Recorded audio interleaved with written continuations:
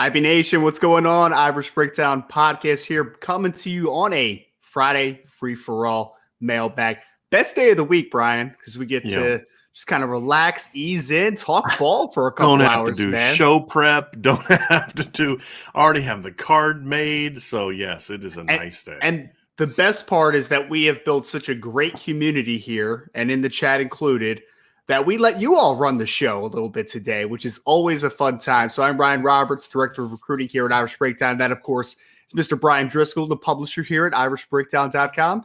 We want to get right into it, man. A lot of stuff to talk about. We have questions about football. We have questions about Mike Bray and the basketball things that are going on.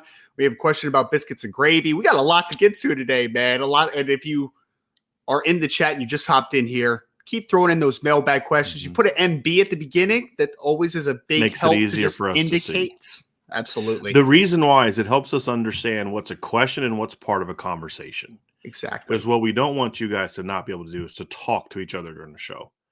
Now, sometimes we want you to kind of stay on topic, but today is Mailbag Friday. You can talk about whatever you want, but it just helps us kind of find the questions and sort through those. So it's really helpful. If you don't do it, we'll still bring your question up. It's not like if you don't put the mailbag thing on there, you're not going to have your question answered. Just means we might miss it. Yes. And so it just helps us.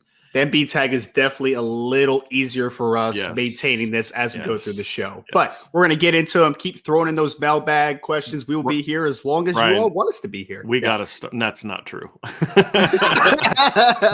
I may need to take a bathroom stop at some point in time, but yes. We'll see as long as we possibly can.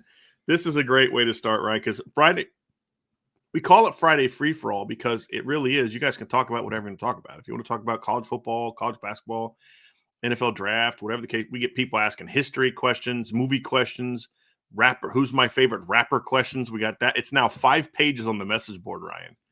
Somebody had taken the comment. So I talked. Were you on the show or did you leave already? I was there. And so now everyone's giving their top 5 favorite rappers. It's like 5 pages long now, which is pretty cool. I didn't realize that. And there's some interesting ones. I even added a contribution into that post. Yeah, that wasn't much of a contribution. Wasn't much of a contribution. I was trying to make a joke. It didn't land very well. It's all right now. Like, what is this guy talking about? The Beatles? Yeah. So this is a great way to start, obviously. And then we've got plenty of football and basketball questions to dive into. Yes. I was going to save this one for a little bit later because it's so unique, but I love these types of questions. So from Irish Blooded. Hey, look, Irish Blooded got in there first, man. He got in there as soon as the show was started, basically, and got that question going. So there were no questions. He was in here several minutes before the podcast started. From Irish Blooded, biscuits and gravy or bacon and eggs? These are the real questions that matter on a mailbag day. Brian, you want us to kick this one off, man? I actually have a very strong opinion on this one. Yeah.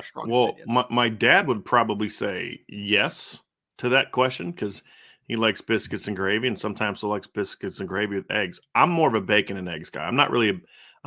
This is going to sound crazy. I'm not really a gravy fan. Like on Thanksgiving, I don't put gravy on everything. Like, my wife will make her plate, and then she'll just like take her little homemade gravy and just like pour it over everything. My dad does that. I'm just like, okay, I'm good. I'll just take my food. If I need all that stuff on it, it's kind of like a steak. If I got to put A1 on a steak, it's not a very good steak, right? If I got to put gravy on something, then it's probably not that good. So I'm a bacon and eggs kind of guy. Bacon, eggs, and then the thing I do now, Ryan, is I don't eat bacon a ton because I'm trying to not be fat anymore. But I like I'll take potatoes and just like put eggs on top of potatoes and eat it that way. Like cut up some potatoes and roast some potatoes and. Yeah, that's my favorite thing. When we go out to eat, I usually get like a breakfast skillet that usually has the potatoes, the eggs, the whatever your breakfast meat is, and all in the same pan, which is fantastic. And it's all been cooking together. It's delicious. But for this question, Irish Blooded, my answer now, right this second, is bacon and eggs because I cut out carbs for the last week. So I can't eat biscuits and gravy at the moment. But if both are on the table and I am partaking in carbs, it's biscuits and gravy, man. It's easy for me too.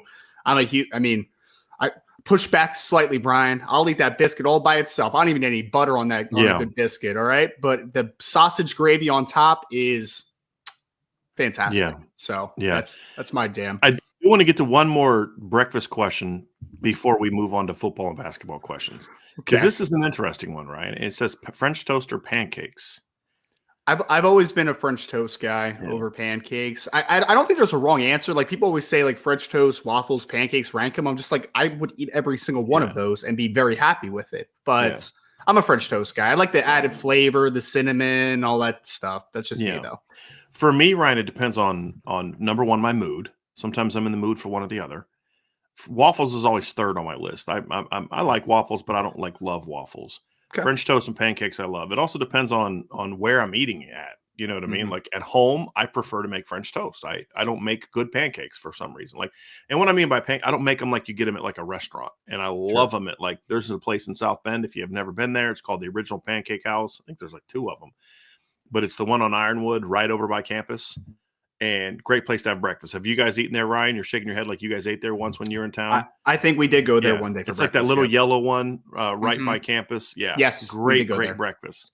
Yep. And really, really nice place to eat. I love their pancakes. I can't make pancakes like that. I can make really good French toast, though. So at home, French toast. When I go out to a restaurant, usually I don't like French toast out and about as much as I like my French toast. Pancakes is the opposite. So when I go out, I get pancakes. When I eat at home, I make French toast. Usually. So for your pancake and French toast preparation, do you put stuff on top of the French toast other than syrup and butter? Do you partake in the berries or anything like that? I'll make that for my wife. Okay. She likes like blueberries or raspberries. So I'll take them up and then just put like a little bit of syrup in there and then put it on the microwave for like a minute and then stir it and then just pour right on top.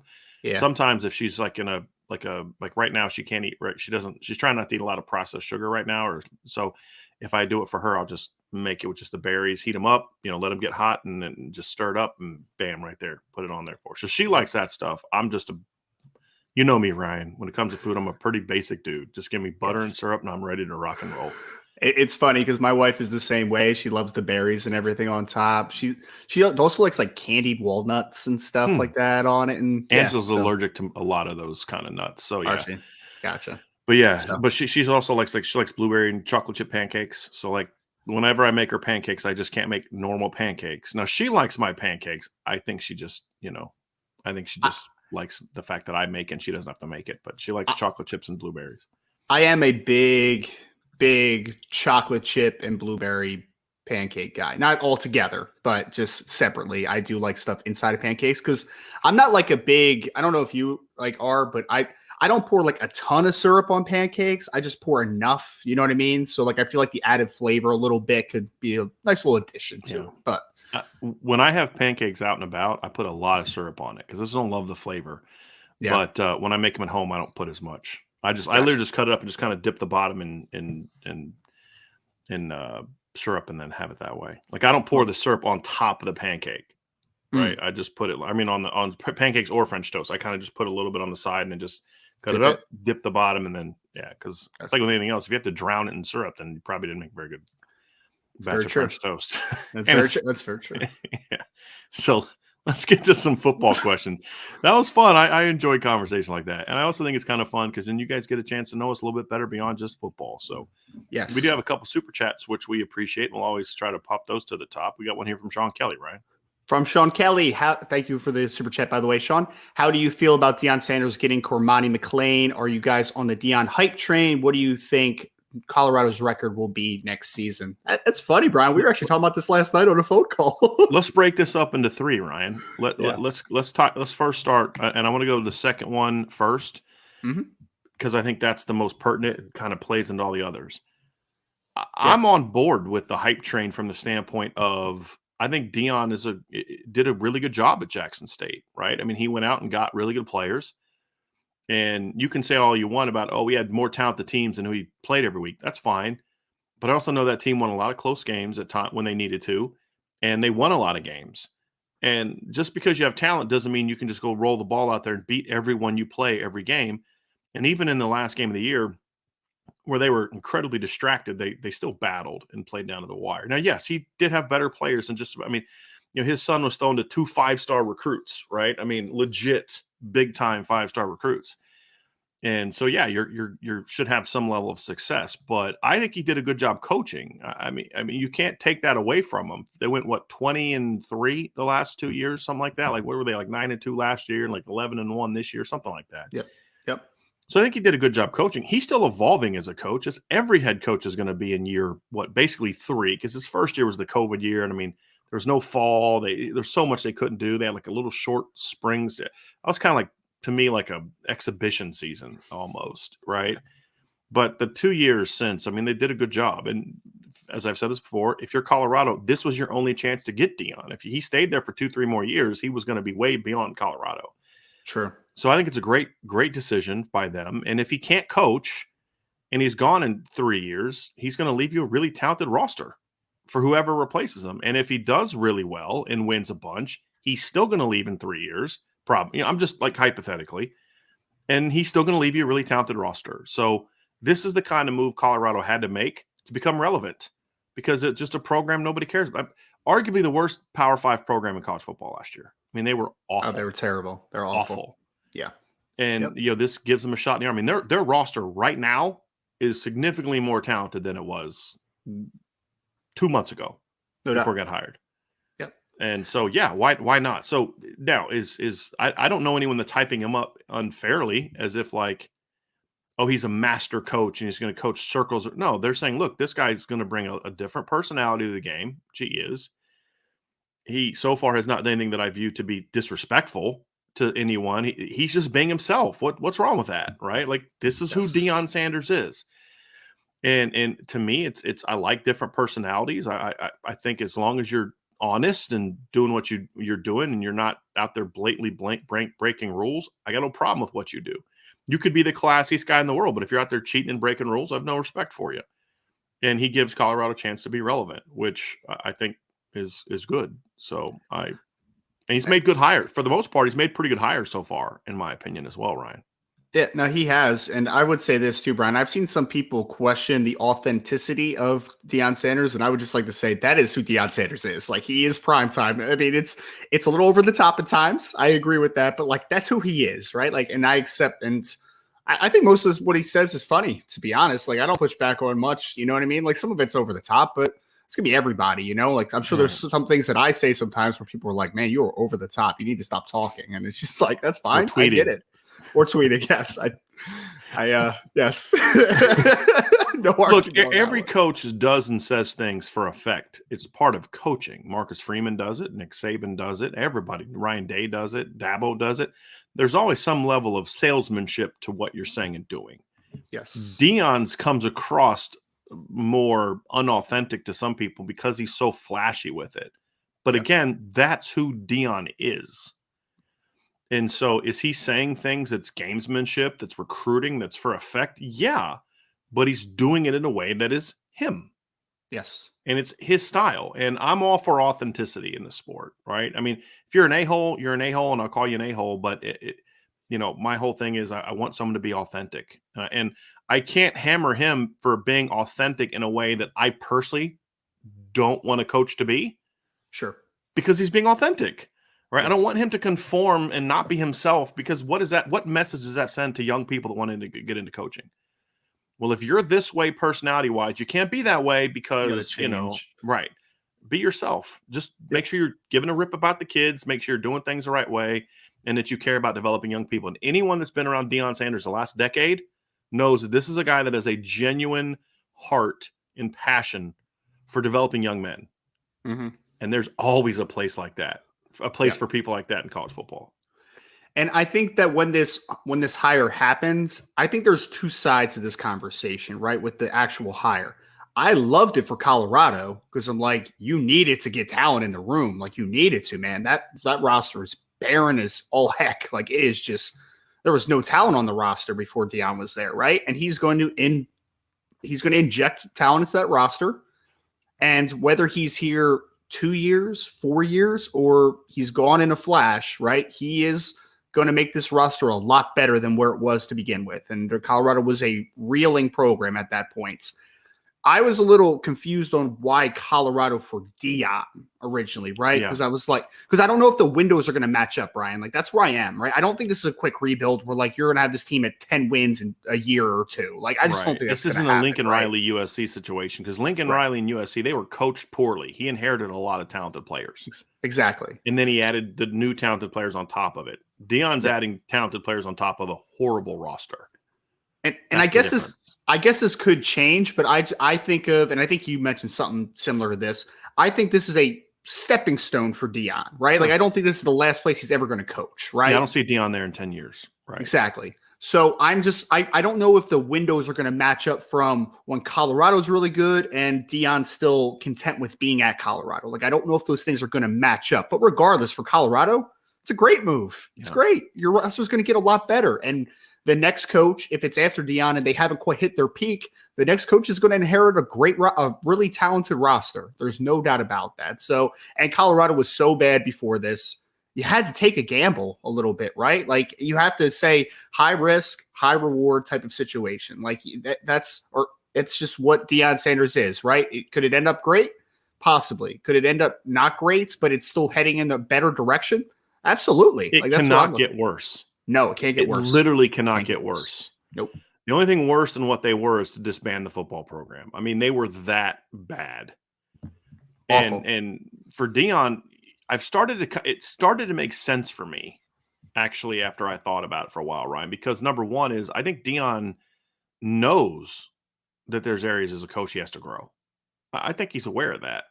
So do you want to jump into the SEC as a still developing coach? Like, recruiter, yes, he has an idea of what he's doing as a coach, but look, with anything, Ryan, there's always a level of, I'm going to be a better coach in year 10 than I am in year 3. Everybody, and there's things you learn, and it's the whole, you don't know what you don't know till till it kind of hits you in the face, right? Yes. And so where do you want to do that at? Do you want to do that in the ACC? Well, that's a bit of a challenging division or conference at the top. You've got Florida State ascending, and do you really want to coach against your alma mater? I don't think so. Do you want to do it in the SEC? No. Do you want to do the Big Ten? Not a great fit for him in the Big Ten, and things like that. And so then you got the Big 12 and the Pac-12. Well, in the Pac-12, you're looking at a situation, Ryan, where they're going to lose the two of the prominent programs in the conference in a couple years. It's going to become a much more winnable conference in 2024. And it's a conference that to me, you can make a faster rise at a place like Colorado in the Pac-12 than you could at say, a program like I'm trying to think of Rutgers in the Big Ten, for example, Vanderbilt in the SEC. It's much easier to make that rise for two reasons. Number one, worst conference, especially once USC. When I say worst conference, I'm looking ahead to USC and UCLA being out of it. Sure. Okay. The second part of it, Ryan, is when you kind of evaluate some of the schools that aren't good at football in other conferences, it's because they're not football schools. This is a football school, Colorado. Now, it's not a football school from the standpoint of like a Notre Dame or an Ohio State or a USC, but it's still, football is a sport they want to be good at. And they still have a good history at Colorado too, for the most part. They do. So yeah. So and I think it also expands Deion's reach from a recruiting standpoint. So when he does get that, let's say Mike Norvell does a great job and he ends up leaving for the NFL or something like that, and Deion takes over at Florida State, or if he replaces out Nick Saban at Alabama in 2 years. I'm just for argument's sake. Well, now he's kind of tapped into every part of the country as a recruiter, and that's only going to benefit him at those places, in my opinion. So, man, I'm on board. Could you imagine him recruiting at Alabama with all the resources he has there? It won't be any different, to be honest with you. No, I mean, because how much better can it get? I mean, is he going to get the numbers 1 through 25 players in the country? I don't think so. And look, not everyone's going to want to play for a coach like that. Just like not everyone wants to play for Nick Saban, not everyone wants to play for Marcus Freeman. There's always those type of things. Yeah. So, I mean, how much? So is he going to recruit? I mean, Alabama's 1 or 2 every year. I mean, how much better can that really get? It's kind of the way I look at it. Their recruiting class this year was quite good as well, to your point. And the reality too is he's a long way away from being the coach that Nick Saban is, as is Marcus Freeman and a lot of other coaches. So no doubt. I mean, that's the other part to it. First part of it, how do you feel about him getting Cormani McClain? I think this is good for college football, and I think it's good for Notre Dame. Like, some people don't like this. Oh, he's going to take Kyrie from Notre Dame. The number of players he's going to take for Notre Dame is not going to be great. I mean, you're going to get your Dylan Edwards types, but I'm just be honest with y'all. If Dylan Edwards didn't leave Notre Dame for Colorado, he was going to leave Notre Dame for Kansas State. He was going to take an NIL deal at Kansas State. That's what we came to find out. So it is what it is, right? Yeah. And you look at them surging, and you look at potentially Miami surging, and you're looking at Tennessee surging, and things like these are all good for Notre Dame, because what it means is these schools are going to start taking more and more players from Bama. Because the other school that was looking at Cormani McClain and was trying to get him on campus besides Miami was Alabama. Yeah. So guess where he's not going? To a school that Notre Dame has to play in the next 4 years. Or, you start taking the Travis Hunters. So he's not going to Florida State. Or Alabama or LSU or Clemson or Georgia. He's going to Colorado. And so you're spreading the wealth around. Notre Dame's going to get theirs, right? They're going to get theirs. But the problem now is so much of the talent is being sort of kind of put into just a couple small places, right? Alabama, Georgia at the top. Ohio State to a degree, although, I think Ohio State's recruiting ranking this year was a tad overrated for me. I thought their class was ranked a little higher than it should. Thank you. And so you're going to start to see if guys like Deion start having success, if Mario Cristobal can start taking some of those kids. Yeah, Miami gets better, but Georgia gets less better, right? Bama gets less better. Honestly, if we're just talking about what's good for college football, it's good if Brian Kelly can beat Bama and Georgia for some recruits at LSU. It's good if Jimbo Fisher can beat those guys for recruits, because, again, it spreads the talent out. Levels it out. Yeah. Right. Yep. Yeah. And which makes it easier for Notre Dame to kind of slide up in there. And that's the way it was when we were kids. Or when I was a kid. There was a lot more talent spread out through all parts of the country. Like, I want to see James Franklin going down into Florida and taking kids. I want to see him going down into Georgia and taking kids, because that means they're not going to be at Bama. And there's more and more talent spread out. And I think those are good things for college football, and certainly good things for Notre Dame. And then the last part, Ryan, you and I talked about yesterday. What do you think about Colorado's record that will be this next season? It ain't going to be good, I don't think. That schedule is rough, man. Yeah. That's rough. I was looking at it yesterday. I know they opened with TCU, but they have. Let's read their football schedule for next year, and this is in order: at TCU, home against Nebraska, home against Colorado State. If they're 2-1 to start the season, that's a bit of a miracle. Then they're at Oregon, home against USC, at Arizona State, home against Stanford, winnable, by game, at UCLA, home against Oregon State, who's going to be really good next year, home against Arizona, at Washington State, at Utah. That is a brutal schedule. Just brutal schedule. Honestly, and I know people are going to be like, how is that a success? But if they get to 5-7 or 6-6 on that schedule, that's a great coaching job by Deion Sanders, in my opinion, right? I looked at that schedule originally. I'm like 4-8, maybe. That's probably what it is. But I honestly think that you can get a lot out of the season if you go 5-7 or 6-6, and you have some competitive losses in that sense, right? That's kind of how I see it. I don't know. It's going to be tough sledding, because I understand that, hey, you get Travis Hunter, you get Kamani McClain. Shedeur Sanders is a good football player. How good he is, we'll see soon. We'll see soon enough, That's right? Debatable. Yep. That's debatable. Yeah. They're bringing in some pretty good talent, though, and it's definitely going to be better than last year. Shedeur Sanders. I think he's getting a little bit too much hype. Yes. But he's definitely better than what they had at quarterback the last couple of years. Yes. They're better than Brendan Lewis and JT Strout that they were propping out there last year. I agree 100%. Agree 100%. Yes. So the talent is definitely better than it was last year. They will be more competitive than they were last year. They will be better than they were last year. But still, folks, it'll be more fun. Yes. Right? That's the thing. They're going to be more fun to watch because they're going to have better players. But I still think that some people are underestimating the fact that roster was terrible, guys. It wasn't just that it was not it wasn't like it was average or slightly below average. It was a depleted bad roster. It was a below average group of 5 roster. Yes. I'm just straight up, Ryan. If they played at the group of 5 level last year, I don't think they make a bowl game. Yeah. If they play in the AAC or something like that, Mountain West. Yes. Yes. Yes. Yep. So, they were bad last year, right? They lost to Colorado State last year, right?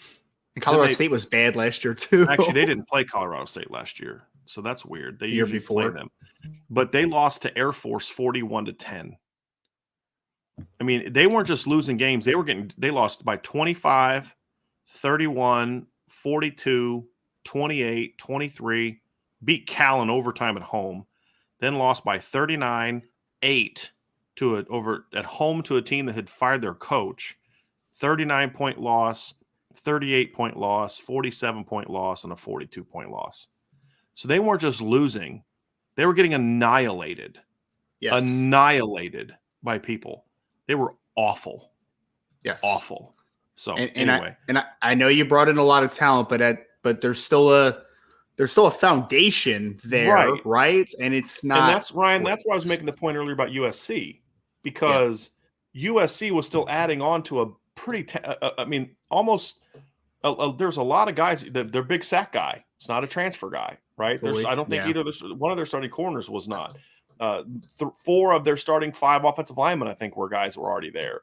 There was already a level of, hey, they've got an okay foundation to build upon. Now you've got to try to go and add even more onto it, and he was obviously able to do that. But and Shedeur Sanders is not Caleb Williams. Yes.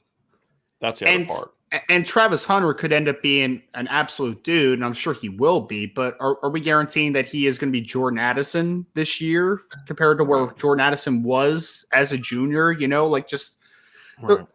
the impact transfers, I think, for USC was something that's a little bit different as well. I think Shedeur a good player. I don't know if he's definitely not Caleb Williams. I don't know how good he is. We'll see. Right. We'll see how good But even if he's pretty darn good, it's still not Caleb Williams, and he's not going to have the talent around him that Caleb Williams had. No doubt. Yeah. Oh, yeah. And somebody just texted me. And who was the head coach for Colorado most of the year? It's Mike Sanford Jr. I forgot about that. I forgot he was the row C, man. I forgot he was the row C. And then he became the interim head coach. Yeah, it was not good. We got another super chat here from Kay Grant, my dude. Thank you. Kay Grant, great intel on the message board. It's worth the money. Appreciate you guys at IB. I almost said AB at IB. Kay Grant, we appreciate you, sir. We appreciate you as always, man. And there is some good intel on there, so I appreciate that very, very much. So always appreciate when it's because we don't. Some people don't know this. We have spent $0 in my 3 years since starting Irish Breakdown, going on 4 now. $0 on advertising, because I've always felt like I want our work to be our advertising and to grow more organically. So when people say things like that, we certainly appreciate it. These next 2 super chats are hilarious, Ryan. From Alejandro Cornell. Alejandro, thank you so much for the super chat. Hey guys, great job as always. First off, flying up from Georgia for the spring game. Chances IB will be tailgating. Lastly, I'm curious on your opinion on how many natties Notre Dame will have by 2030. Well, as weather allowing, we will have a tailgate at the spring game. So that's the plan. And if weather's not good, what we'll probably do is do some sort of get together, either the night before or the night after the game. Maybe come home, do the post game show, and then maybe meet out at a restaurant with everybody or something like that. Is probably what we'll do. But I definitely want to be able to meet up with everybody. Sounds good. That'll be fun. That last one's interesting, Ryan. Opinion on how many natties? I mean, I hope they have 1. I mean, that'd be nice. Yes. I will be happy with 1 if I'm being honest here, right? Yeah. Like I haven't seen one, so I'd be happy with 1. Yeah, you haven't been alive. You were born in the 90s, right, Ryan? 91. Yeah, so the closest you got was 1993. Yes. And when you were 2. And obviously I don't remember 1993. So I'm just gonna go on a limb and assume that, right? So you just made me feel really old because I was 15 that year. So thanks a lot, buddy. Oh, stop. But you haven't aged a day, sir. You haven't aged a day. Yeah, I have direct evidence that that's not true. So I mean, look, my whole thing is as a fan, I hope they got a couple. I hope they get a couple as a fan, right? As an analyst, do I think they have a shot to make a run at one? Yeah, but some things have got to continue to evolve and change, and they got to get better at some certain areas, in my opinion, for that to happen. But I hope they get one. I think they can get one. I think that they're on the verge. I think there's so many fans panicking. Oh, NIL, they're not gonna be able to get kids. And I'm like, you guys do realize this. I don't care what the rankings say. This is Notre Dame's best recruiting class the last decade. I don't give a crap what Rivals and 247 Sports say about it. Yeah. And just show me one better. You can't, in my opinion. And so I think they're heading the right direction. Now it's time to take that next step, and we're going to find out if Coach Freeman can get the program to that point. That's going to be the next question, right, Ryan? I will say this. Yeah, I mean, because it is the question, but I would say this for my actual answer to this question, Alejandro. If Notre Dame's able to get a national championship within the next 2 to 3 years, I think they have an opportunity to get two in Explain. 2030. Because it's like the monkey off your back type of thing, right? You get one off your back quickly, then the aura around the program completely changes from a player perspective, from a coaching perspective. Because, hey, all those kids are coming Notre Dame right now to win national championships, right? But the fact of the matter is you haven't won one since 1988. That is a fact. There's a monkey on the back right now. You haven't done it. So until you prove that you can, it's far-fetched. I mean, that's just kind of where we're at, right? I think if Notre Dame proves that they can, then the avalanche opens up, right? Now more recruits are like, oh, you can win there too. That's wild. So then recruiting takes even a bigger jump up, and you start getting more talents. And now if coaches are going to other opportunities to, coordinator jobs or head coaching jobs or NFL jobs or whatever it is, you're also attracting higher quality coaches too, continuously, right? Like you don't have to fight as much. Like it's like they want to come here. That's just because now Notre Dame is a high caliber program that it strives for all the right things, has great standards, and they've shown that they can win a national championship in the modern era, right? So I think if you do that next couple of years, the floodgates open and people just start having a different perception of Notre Dame, because there's that little backhanded stuff with Notre Dame now. Haven't won a championship in X amount of years, right? And it's fair. What's the other thing that happens if they win a championship, Ryan? You're going to see it in the NFL draft. It's going to be shown in the NFL draft. Whether the talent's that much better, like literally, if the quarterback position is all that gets better, there's a chance they could compete for a championship, right? But what's going to happen is kind of what happened with LSU. Like how many of those kids that were drafted of the 15 kids that were drafted in the NFL draft after LSU won a title have gone on to be really good players? I think like 3, right? Burrow, Chase, and Jefferson. Has anybody else from that group? I mean, Clyde Edwards-Helaire, has he played like a first rounder? He's been a good role player, correct? But has he played like a first rounder? No. As a Broncos fan, I know Lloyd Cushenberry hasn't played like a third rounder. No. How many of those other guys have done so? Right. Patrick Queen has been very up and down for the Ravens. Derek Stingley Jr. was solid as a rookie, but we'll see type of thing. I'm more referring to like the guys that were drafted like in that 15. Okay, gotcha. That very next year, that's kind of because they had 15 kids taken. So it's Chase On was a first round pick. How's he been? Bad. It's been bad. Okay. He doesn't even start. Right. Patrick Queen. How's he been? Up and down. Yeah. Okay. Clyde Edwards-Helaire. He's a backup now for the Chiefs. Okay. Grant Delpit. I think he's a backup safety for the Browns. Christian Fulton. Fulton's been okay for the Titans. He's been banged up a little bit. He's been okay though. Damian Lewis. He starts for the Seahawks. I don't know how good he is though. Lloyd Cushenberry. Not great. Okay. Jacob Phillips. I think he's a spot starter for the Browns, the linebacker. Sadiq Charles. By the way, if you're someone who's looking for what a body type like Emil Wagner's that can be successful, that's your college version of that. Yeah. He was talented, man. He's a head case off the field. I don't think he's done much in the NFL so far. Yeah, but he was 6'4", long arms, 295. But he was to me, you look at him, he's like, that guy's not 295. He's just. I was watching some all 22 of LSU, and I started right to left. I'm like, Austin Deculus, and you're like, dude, that guy looks different. Like, look at that skin. Kid's a rail. So Richard Lawrence for the Cardinals. I think he's a backup interior player. Okay, those were all guys taken in the first 4 rounds of that draft. Yeah. Right, and then of course Jamar Chase was taken the next year. So the point is that they're going to get overdrafted. They always do this. They overdraft guys. Look how many of the Georgia kids were overdrafted last year. Some of them are, good players, but like Trayvon Walker, from what I read, has had a good rookie year. But did he have a number 1 overall draft? Some people have said he had a good rookie year. But has anyone made the claim? That's not the point, Ryan. The point is, has anyone made the claim that, boy, he's played like the number 1 overall draft pick so far? I haven't read that. Absolutely not. Right. And so if Georgia was a 7-5 team last year, Trayvon Walker's not the number 1 overall draft pick. Can we agree on that? Their 4th tight end doesn't get drafted last year if they don't win the national championship. I mean, that's just the reality of it. But what does that do? That then breeds in like, wow, What's the one thing holding Notre Dame back? Or two things. It's what Marcus Freeman said. We got to show kids that they can get a great education, which we've already done. We've got to show them we can get them to the NFL, and we got to show that we can win a championship. You win a championship, then all of a sudden you're going to have 3 or 4 or 5 players that were either get drafted that wouldn't have or get drafted higher. Because for Notre Dame to win a championship, Sam Hartman's got to ball out. That may put him in the day 2, early day 3. One of the running backs is going to break out and become a day 2 draft pick, right? I mean, that's just the evolution of it. Joe Walt becomes a top 10 NFL draft pick. Maybe Blake Fisher goes into the draft and is a top 10 NFL draft pick. You're going to see guys like that across the board. Riley Mills, could be a guy that breaks out and becomes a day 2 draft pick. If he would have to be for Notre Dame to go win a championship this year is the point that I'm making. Right. JD Bertrand all of a sudden is a day 3 draft pick, like lock day 3 draft pick because he was the leading tackler on the team that won a national championship. Right. Cam Hart all of a sudden becomes a coveted player so it just kind of goes like that is my point. Guys that maybe were 6th-round draft picks become 4th, 3rd-round draft picks. Guys that were undrafted become 5th-round draft picks. Guys that were maybe day 2 guys become round 1 guys.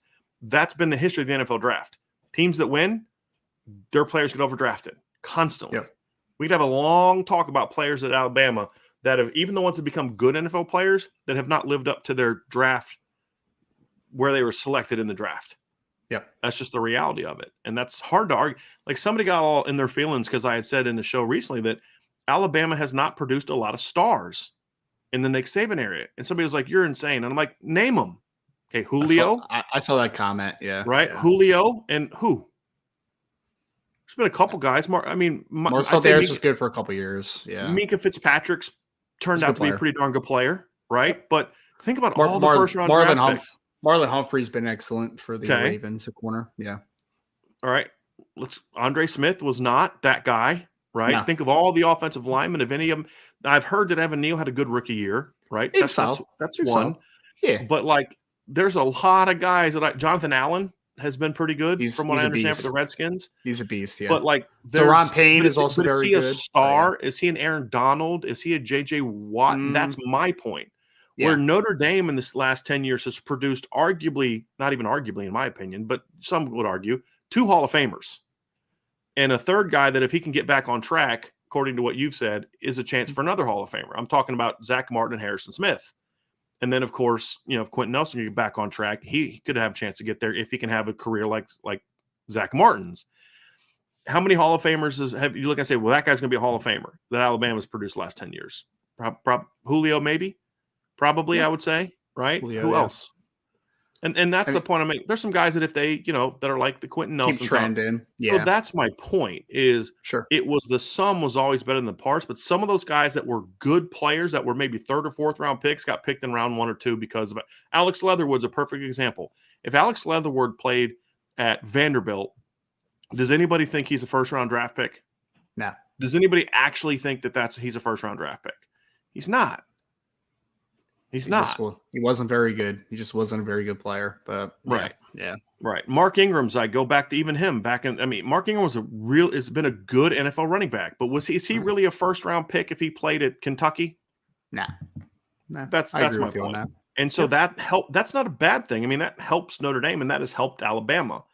And that's what a championship would do. So to your point, Ryan, if they do one soon, next couple years, then all of a sudden the recruiting ramps up and you've got a chance to do another one.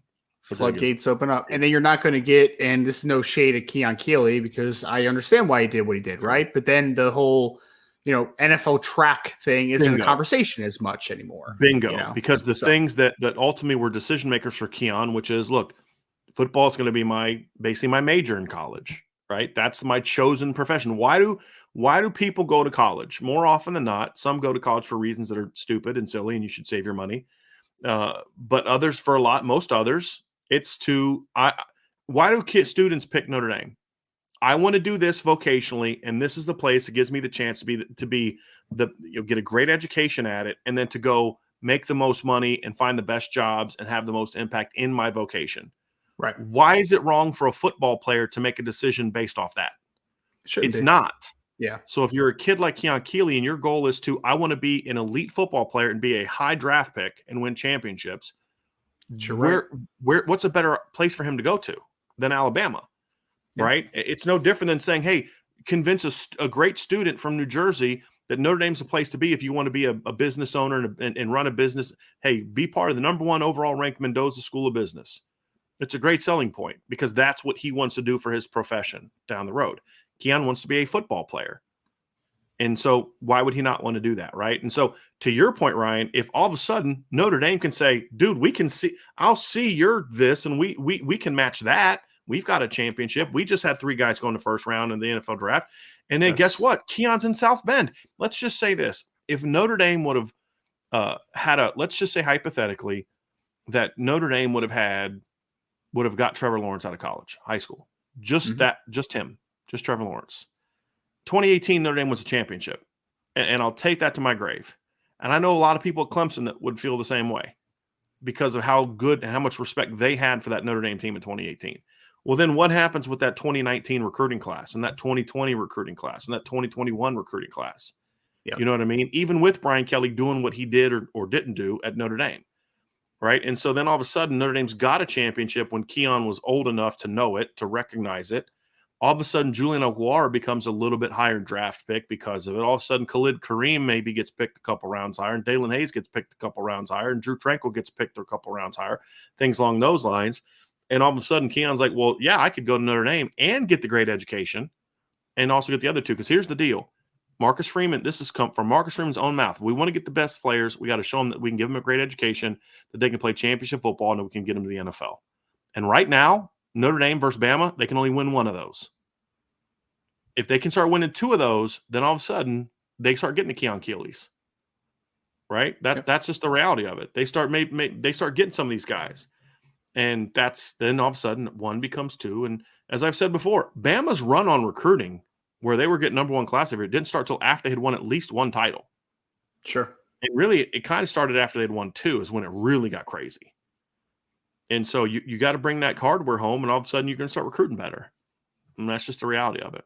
You just reminded me of another guy, by the way. Drew Tranquill's had a really nice year for the Chargers this year. He had a really nice year, which was nice to see. I didn't watch a whole lot, but I noticed, like in the playoff game, Alohi had a huge pass breakup. Drew had the early interception and some good tackles, and then Alohi had a really nice pass breakup in that game.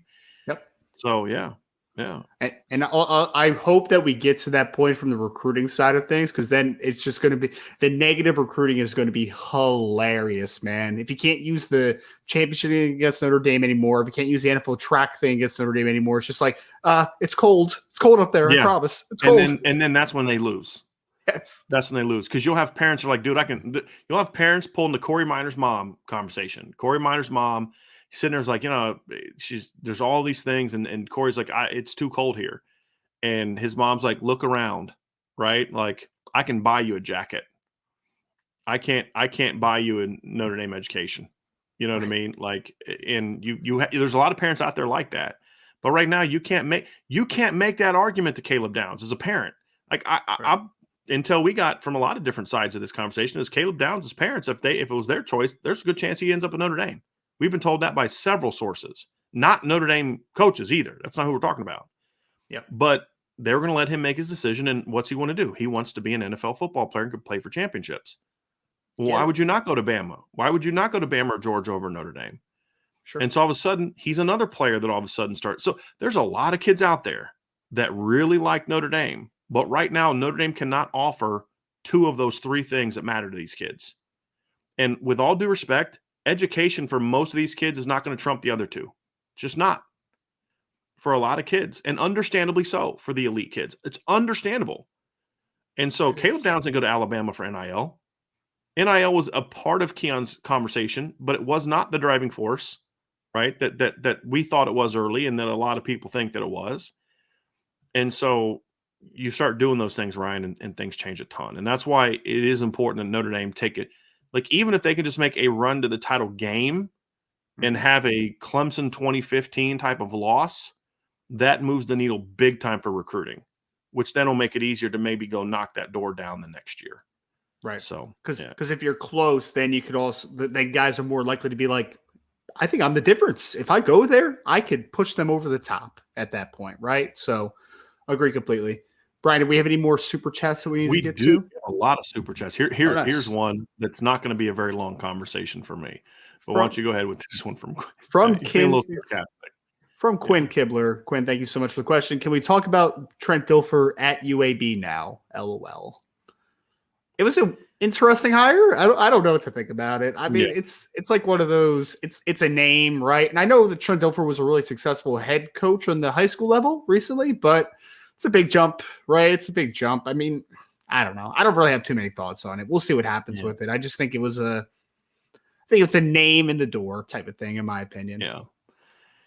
I mean, I guess he did a good job supposedly at the high school team. I just haven't followed Trent Dilfer's career very much. I'm not a huge Trent Dilfer fan. I think they had a nice record over the last couple of years, so it's that. So yeah.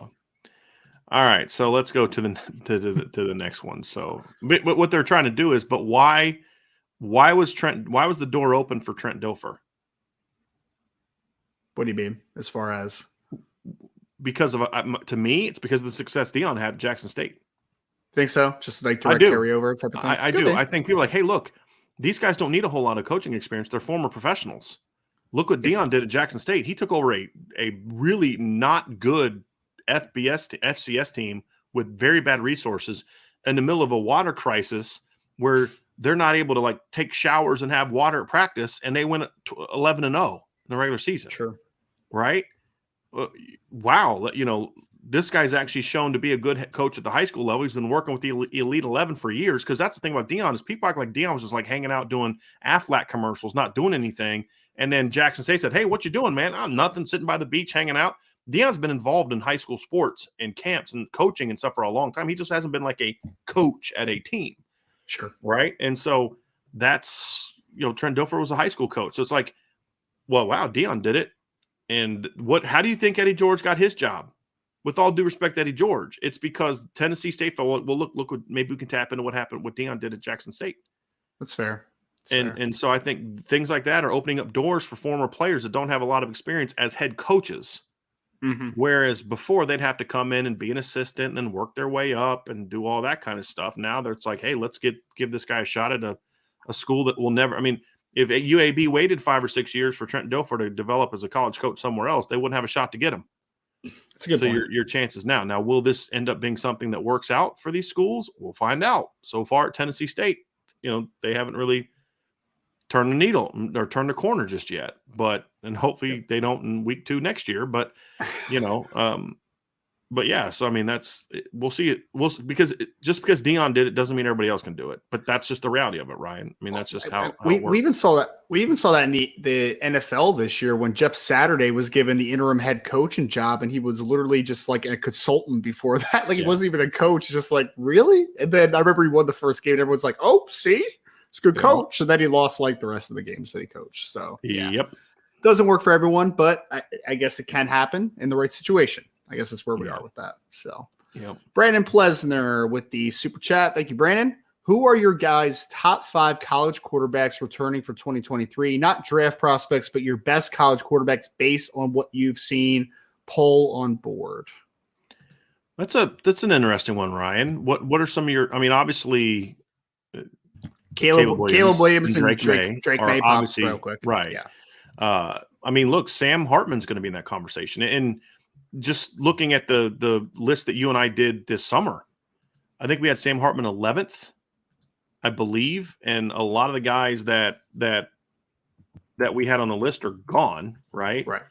And I'm trying to think of I'm going to try to find the list here real quick of that breakdown. So we had best quarterbacks. Okay, so let's do this.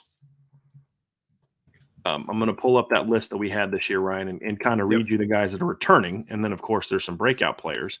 Sure. But number 5, so let's go 1 to 5. So 1 is gone, 2 is gone, 3 is gone, 4 is gone. 4 is back, but he's at Kentucky now, Devin Leary, who had not a very good year and had some injury issues. And then number 5, Caleb Williams is back. And then you go down here. Number 6, Tyler Van Dyke is back, but he had a bad year last year. 7's gone. 8 was Phil Dracovic. He's back, but another injury-riddled year. He's at Pitt. Brennan Armstrong is back at 9. Grayson McCall also not a great year. Right. Grayson McCall is back 6. And then next is 11, Sam Hartman. So he's 7 based on what we had last year. Tanner McKee is gone. Malik Cunningham is gone. Spencer Rattler's back. He was 8. And then Dylan Gabriel's back. So so 9 of those 15 guys are actually back, but most of the top 5 is gone. Yeah. And so based on how the seasons went this past year, Sam Hartman had another really good year. And a lot of those other guys did not. And so obviously Drake May broke out. I did not expect to see that from Drake May. I'm going to be honest with you. I thought the other kid might get the job because I think at the end of the day, the reasons why I thought Drake may not start, because I didn't know Drake May could run like that, are what hurt that team this year. And that is they can't run the football. They needed a quarterback that can run. So the reasoning why I thought the other guy might get the job ended up being partly why Drake May was so successful, but it also showed why North Carolina struggled this year. They couldn't run the football without the quarterback. Right. And how a team that had 2,000-yard rushers just like 2 seasons ago has gotten so quickly bad at running the football is still beyond me. But that's the reality of it. But, those obviously, Ryan, it's easy to start with those 2. But there's some other talented players coming back. Obviously, Sam Hartman, to me, is in that conversation. Michael Penix is in that conversation. Michael Penix has to be after the year he just had. Yeah, he's in that conversation now for, that 3-4 spot. I mean, look. Here's the deal. As far as yards per game, Sam Hartman is the Van Treese kid from Georgia Southern coming back. He's gone. Okay, so he's gone. So then Caleb Williams and Houston Clayton Toon he's gone too, right? He's out of eligibility. Or does he have another year left? He gone. Drake May and Sam Hartman. So Sam Hartman's 4th amongst quarterbacks returning this past year for passing yards this past season, right? So it's not a great quarterback crowd coming back next year. It doesn't. Well, it's not a good proven quarterback class. I mean, like Bo Nix comes back. He had a really good year last year. Bo would be in that conversation. He's definitely top 10 guy coming back. Now he's got to show that he can play a little bit more consistently. KJ Jefferson's a kid that I like coming back. Michael Pratt will have a chance to kind of do some things, coming back this year. Jordan Travis is definitely in that conversation now for top 5 quarterback. And I'm listing guys, Brandon, because I don't have a top 5 definitively right now. I know for a fact 3 guys that would be in my top 5. Caleb Williams, Drake May, and Michael Penix. That's the only ones I could guarantee would be in my top 5, if I'm being honest. Sam Hartman's going to definitely be in that conversation, and as long with some of those other guys we mentioned. I want to see what kind of success that KJ Jefferson can have if he can be healthy for a year. That's going to be an interesting one as well. I think year 2 at Washington State too. I think Cameron Ward could take a nice step forward. He had a solid year, but he had that transition year, right, Ryan? Like that's the knock a lot of these kids have when they go from FCS to Power 5, and they only get 1 year at Power 5. They don't have that great year at Power 5, but now he gets that adjustment year. Now the speed of the game is not going to be a thing for him next year. Yeah, to your point. Yeah, because he's really talented, and I mean, he was at. I mean, I think they play in like the Southern Conference or something like that in FCS. So like, he's not even at he's not playing in the Missouri Valley or CAA or anything like that. Like, he was a lower end FCS conference, making the jump to Pac-12 football. It was a big jump, but I mean, he still threw for 3,000 something yards, had 20 something touchdowns. Like, he showed a lot of talent. It's just it was too up and down, obviously, in year 1. So he could take a jump though. I believe so. He's very talented. Kid's got a howitzer for an arm, so we'll see. Yes. Yeah. So, I mean, look, there's some good quarterbacks coming back. Michael Pratt is a guy with some tools. He'll be in that conversation. But, yeah, I mean, Sam Hartman's going to have a chance to be in that conversation, Ryan. There's no doubt about it. I mean, like I said, top 5 returning yards. He's top 10 or so in quarterback rating amongst returners coming back next year. A guy who's kind of fallen under the radar because he missed some opportunities to have real big games and some big moments is Jaron Hall. I don't think he ever really recovered perception-wise from how bad he was against Notre Dame and how Notre Dame gave him some problems. He ended up putting up really good numbers the rest of the way. He had over 300 yards passing against Oregon. He had 356 yards passing against Arkansas. Had 377 against Dixie State. And then I think he got knocked out of the Stanford game. But he was 7 for 11 for 93 yards and 2 touchdowns when he got knocked out of that game, and then didn't play against SMU in the bowl game. He'll be at the Senior Bowl this year too. So he's out. Yeah, so he's gone. Yeah, because he had another year of eligibility left. I'm pretty sure he's at the Senior Bowl. He's a guy Bowl that should have came back. To be honest with you, he had more eligibility left. So, yeah, Notre Dame's got a chance. a chance to have one of the 5 best quarterbacks in college football next year. It's just how quickly does – the reason I'm not willing to put Sam in there now is because I just want to see this spring how quickly he adjusts to the system and the players in Notre Dame. I mean, it would be – how does Devin Leary come back? How, there's some – does Tyler Van Dyke bounce back? There's just some guys that I really like that I need to see how they kind of bounce back this spring before I'm ready to say definitively, no doubt, Sam Hartman's in there. I'm pretty interested to see Spencer Sanders in Ole Miss's system too. I think that he could do some damage in that. I mean, I don't know. I think that he could fit well in there potentially, but we'll see. He's just so inconsistent. I know he is. I wonder how quickly he's going to be able to make that transition to that system. Yeah. It's but yes, the tools it is are there. A quarterback friendly system. The tools are there. Like, I don't think Matt Corral is like the smartest quarterback on the planet, right? I mean, and he was able to be pretty good there for one of his 2 years there. Yes. He was better his first year than he was his second year. Oh, he was way more. Yeah. Way more. Yeah. So we'll see. I mean, I think that, for me to answer it a little more definitively, I think that, just kind of working through a lot of the names for where we are right now, because there's going to be breakout stars and our top 5 at the end of the season is going to look way better than when it starts, most likely. But Caleb, Drake May, I think Sam Hartman's in the conversation. Michael Penix will probably be quarterback 3 at that point. And then I would probably put Jordan Travis in the top 5 for what he is really right now. good. I probably would. So if you were forced to go with the 5 now, based on the combination of what they've been and projection, you would go with that. Would that be your 5? Yeah, I would probably go really push back against that, to be honest with you. I'd probably go Williams, May, Penix, Travis, Hartman would probably be the top 5. That's fair. Although I will say this, they did have a head-to-head this year. Wake Forest and Florida State this year. Yeah. They did have a head-to-head, and Sam Hartman's team won by 10. So in Tallahassee. You pushing up to 4? No, I'm just saying. But in all seriousness though, but Jordan Travis was really good in that game too. I mean, they were both really good in that game. And but no, Jordan Travis the thing I like about him, Ryan, is he's one of those type of kids as a college player. He can put a team on his back. And if I had to pick between the two, let's just say we agreed on that was the 5. The reason I would probably go Jordan Travis right now is, number one, he is in the same system. There's going to be that familiarity there. And number 2, I think he's shown more of an ability to say, I'm going to put this team on my shoulders with my legs and my arm and just will us to victory. Right. The rest of his team did not play very well against Oklahoma. They won because he said, we're not losing today. I mean, now some other guys made some great like the Johnny Wilson one-handed catch, but that was the ball was thrown in the only spot that he could make that one-handed catch. I mean, he was so good that game.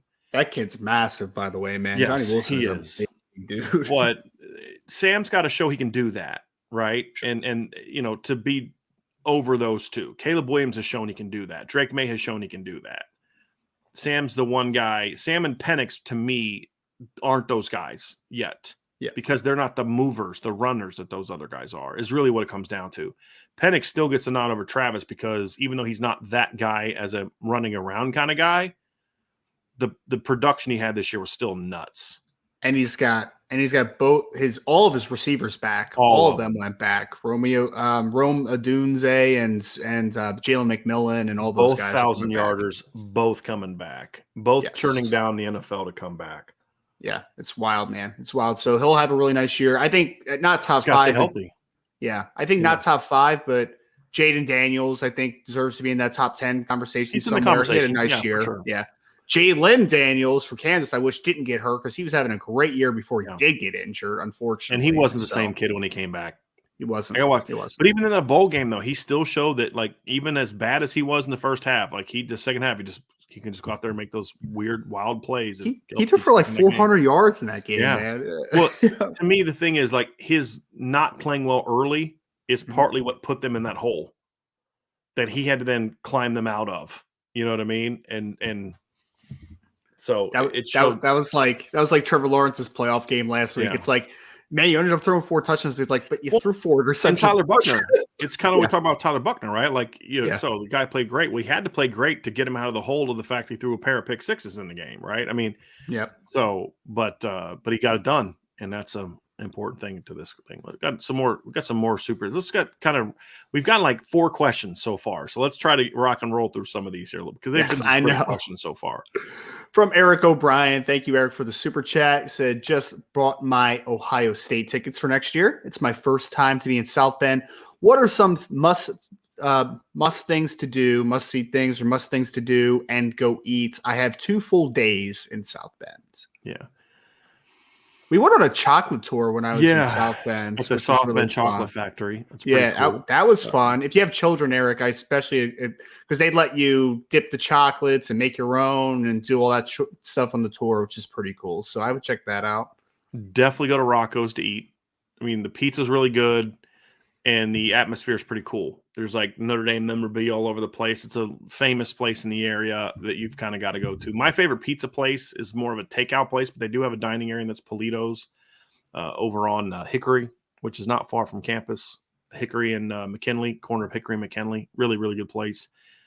I mean, honestly, Ryan, my wife and I, we don't get out a whole lot to the local restaurants. And the one place we love to go to closed down during COVID, Simonini Grill. It was an Italian place. I mean, they made like homemade, like freshly made noodles, pasta noodles. All the meat and the vegetables were all locally bought. It was really good. Mike Elson actually turned me on to that place. He's told me I need to check it out. Yeah. And he tried to turn me on to this Vietnamese place. And I was like, sorry. He took me there once and I was like, Gonna get your faux bowl. So you gotta get your faux. I was like, my what? What do I gotta do? What are you talking about? And I was like, I'm imagining your face on someone telling you that you get a faux bowl. I'm imagining. I'm like, no, I don't. I don't do that funny stuff, man. I don't know what you're talking about. No, I was like, faux real. I'm not having that. So, but I was eating. I was like, oh no, thanks, man. Appreciate the lunch. But yeah, the Italian place was really good. It was a small place. So there's like 3 booths and like 3 tables.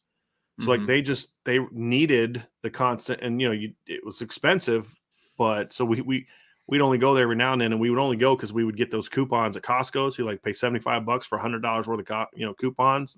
That's how we would be able to kind of manage our way to go there because we'd go to Andrew's birthdays when we would go because we couldn't afford to go any more than once or twice a year.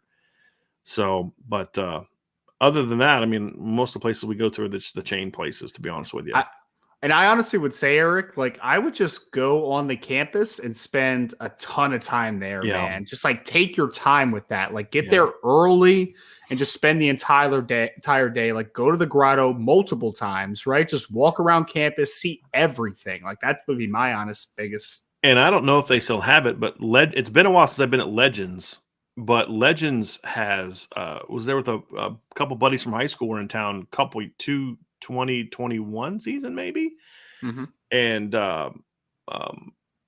they had a really nice pretzel bun for the burger that you could have. I like pretzel bun. I like the pretzel bun with the burger and then the fried little crispy onions on top. Yeah. Yes, sir. And that's at Notre Dame. That's on campus at Notre Dame, like right by the football stadium. And the food's actually not bad. It really isn't. Now it gets a little packed during home games. And I imagine, so there may be a line, you may need to make a reservation, but that's a cool place because there's cool scenery there and it's right on campus and, it's pretty cool. And just walk around the parking lot. Notre Dame fans are awesome tailgating. Go to the bookstore, get all your stuff. Like we'll be tailgating that game. Yes. I mean, we're tailgating that game. And I'm going to try to talk Ryan into making that the game him and his family come to this year. So we'll have to see if we can work that out because that's going to be a fun game.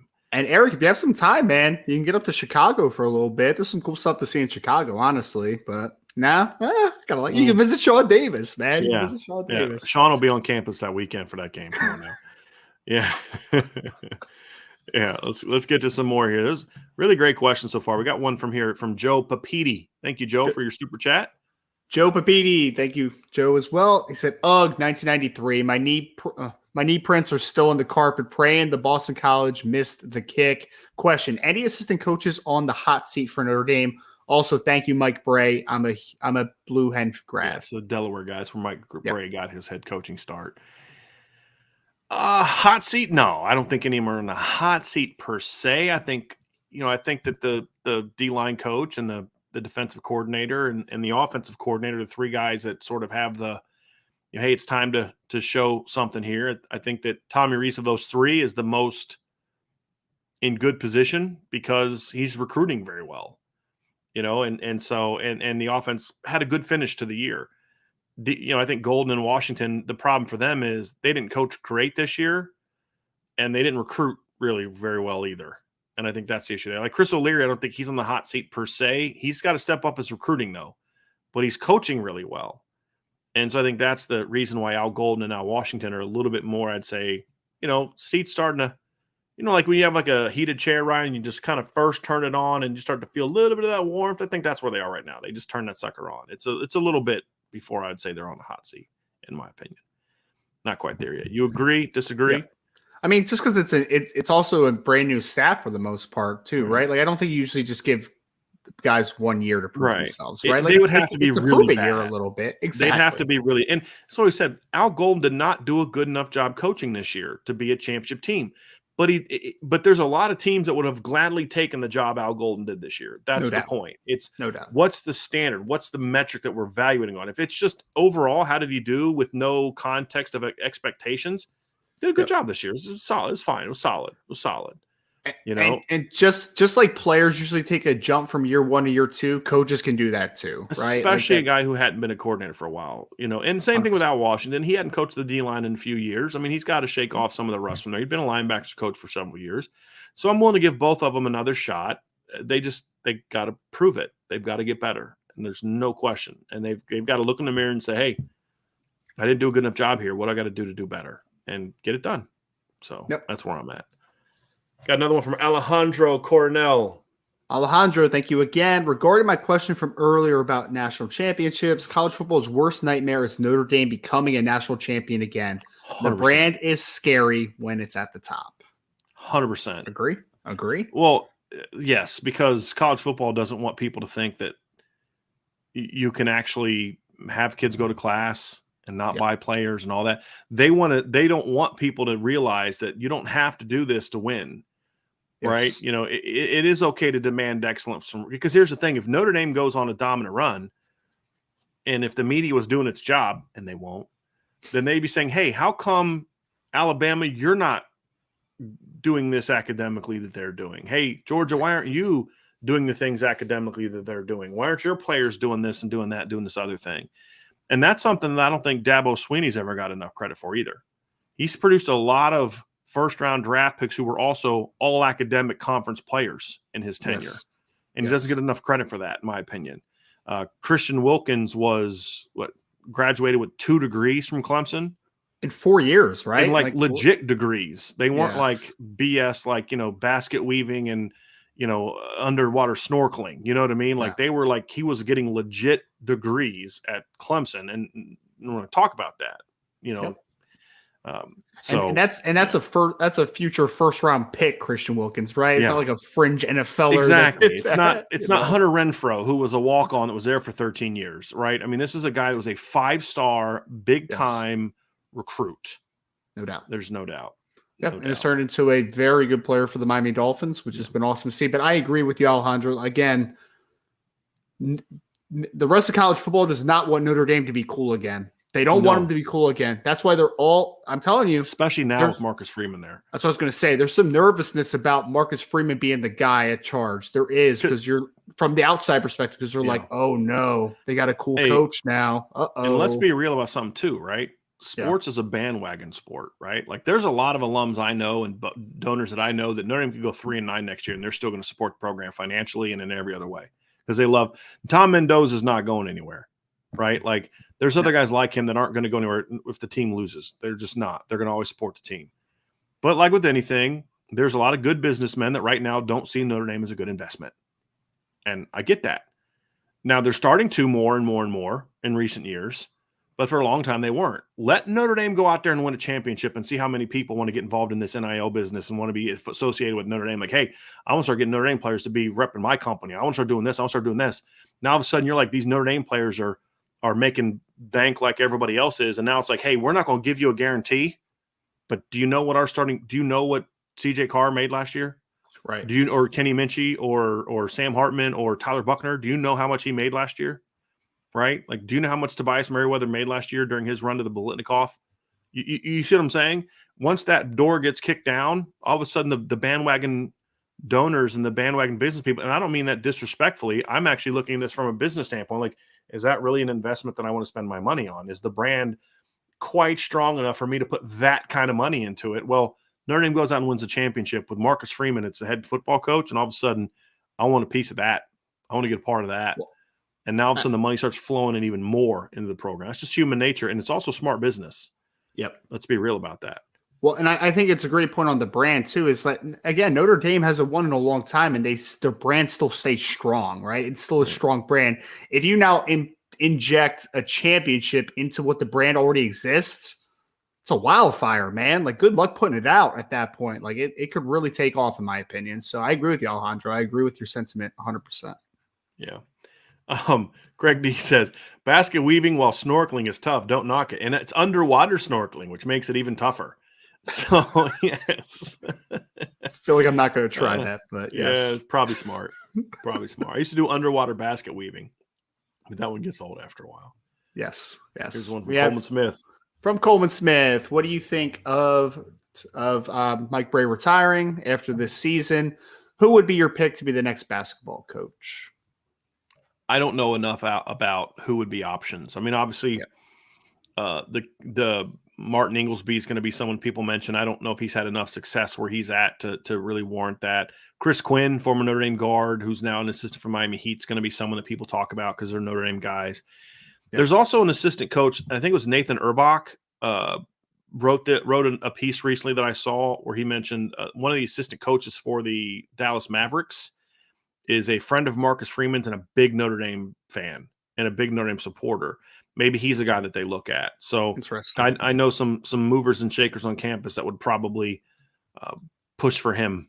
You know, his name's Sean Sweeney. So definitely a guy to keep an eye on as well. Actually, it's funny. I just had a buddy of mine text me about him.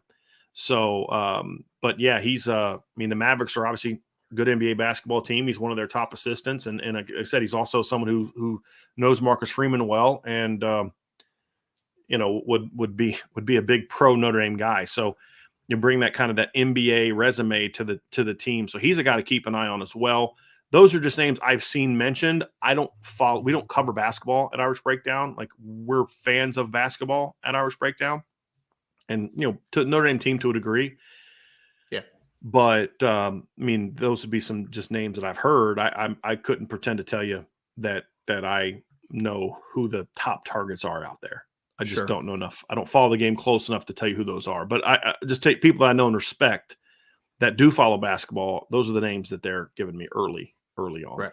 And I know, again, I think things have kind of run its course with Coach Brey at this point, right? To where it is this season, especially, but he did a really good job for the most part. Yeah. There was a consistency there for a while. It was fun watching the Luke Herringody teams and stuff like that, right? Like, those were really good basketball teams. So I thought Mike Brey did a very good job for the most part. It's just at some point, like sometimes errors just kind of run their course. And I feel like it's just time for a change. It's just where we are. It's happened everywhere. John Thompson didn't leave on top of the world. Exactly. I don't think Dean Smith's teams were phenomenal towards the end of his tenure. Most coaches aren't like Mike Krzyzewski where they leave when their team is still a top 10 team. Most just aren't that way. And that's just right for Coach Brey. I'll never forget the two teams he had in 14 and 15 and then 15 and 16, those back-to-back Elite Eight teams. I actually covered the team back then. Those are fun teams to watch and cover. They were just really good basketball players. But even then you watch some of the highlights and you're like, that's why that team was better than this team. Number one, had better NBA players, had legit NBA players. Jaron Grant was an NBA player. Pat Connaughton was an NBA player. Zach August is a borderline NBA player, but that team, the ball movement that team had was just so much more aggressive and crisp and sharp. And there just was just better athletes, better urgency, and just the team was different and they could defend a little bit. This team can't defend. And Mike Brey's never been much of a defensive coach, but it's gotten especially bad in recent years as the game has evolved and offense has become, because somebody asked me this. I was asked this on a TV last night, why the issues. Mhm. And do you think it was going to the ACC? And I said, I think the biggest issue for Mike Bray is the game evolved, and he didn't. And what I mean by that is for a long time, I mean, you look at like him and John Beilein and whether he was at West Virginia or then at Michigan, they were considered these like offensive savants in an era where offensive basketball wasn't really king, and then all of a sudden the 3-point shot really becomes a thing, and the game becomes much more offensive oriented and guard oriented, and Notre Dame just couldn't keep up because they were now kind of doing what everybody else did, and they didn't have the players to do it. And some of those teams can still defend, and they can't. And I think they just fell behind in that regard. And so I think that's kind of what hurt them. But if you just take away the recent stretch, I mean, Mike Bray had a heck of a career at Notre Dame. I mean, 23 years, 13 NCAA tournaments, 2 Elite Eights, a Sweet 16, like 5, I think 1, 2, 3, 4, 6 times he got to the round of 32 during an era where, I mean, players were just flat out being bought if you're a big time player. The one and done became a thing. I think, things like that all hurt Notre Dame basketball, where you started seeing more of that, and the talent gap became a little bit too much. And there came a time where the support for the program wasn't what it needed to be to maintain, and they were a little late getting caught up. And now it's like they're too far behind, with the Coach Bray. So I think the time it's the right time for them to move on. Yep. And it's just unfortunate that his last team, like I would have loved for this team to be as good as everybody thought it would have been, and then he steps away. That would have been ideal. But Ryan, you and I were talking about this last night. Or it was me and Vince were talking about this last night. So few competitors go out on top. Yes. Because it requires a level of, okay, I've had enough, that you just don't see very much. Tom Brady's going to play. I mean, look, just prepare yourselves, folks. Tom Brady's going to play for a few more years. I mean, if he can, if someone's going to sign him, because he has no idea how to not compete. And where John Elway and Peyton Manning were ready to say, I've had enough. But why? Because John Elway had been battling injuries. Peyton Manning had the neck thing. He couldn't play the way he used to. He was still, hey, it's time for me to hang it up. Brett Favre had a hard time with that. Most guys are not that. Most guys are not John Elway, where they leave with back-to-back Super Bowls and Super Bowl MVP. It just, Peyton Manning, even the year that Peyton Manning won the Super Bowl and walked away, they didn't win it because of Peyton Manning. No, right? I mean, yeah, exactly. Yeah. So, John Elway could still play. It's just he was 38 and his body was breaking down, but he could still play. But he said, hey, maybe I could come back for a three-peat, but what if I don't? I mean, you just won a Super Bowl. You just won the MVP of that Super Bowl, and the team you beat in that Super Bowl was your head coach was the guy that was your head coach who you felt held you. I mean, it was literally a story book ending for John Elway. So he decided to walk away. Most great competitors don't know when to do that. Yep. And so it just is rare that a guy gets to go out on top. But that's what I was kind of hoping would happen. That's why I was kind of hoping he would I was kind of hoping he left after last year. But once they got J.J. Starling, I was like, well, there's no way he's leaving now. You know what I mean? He's definitely going to want to coach that kid.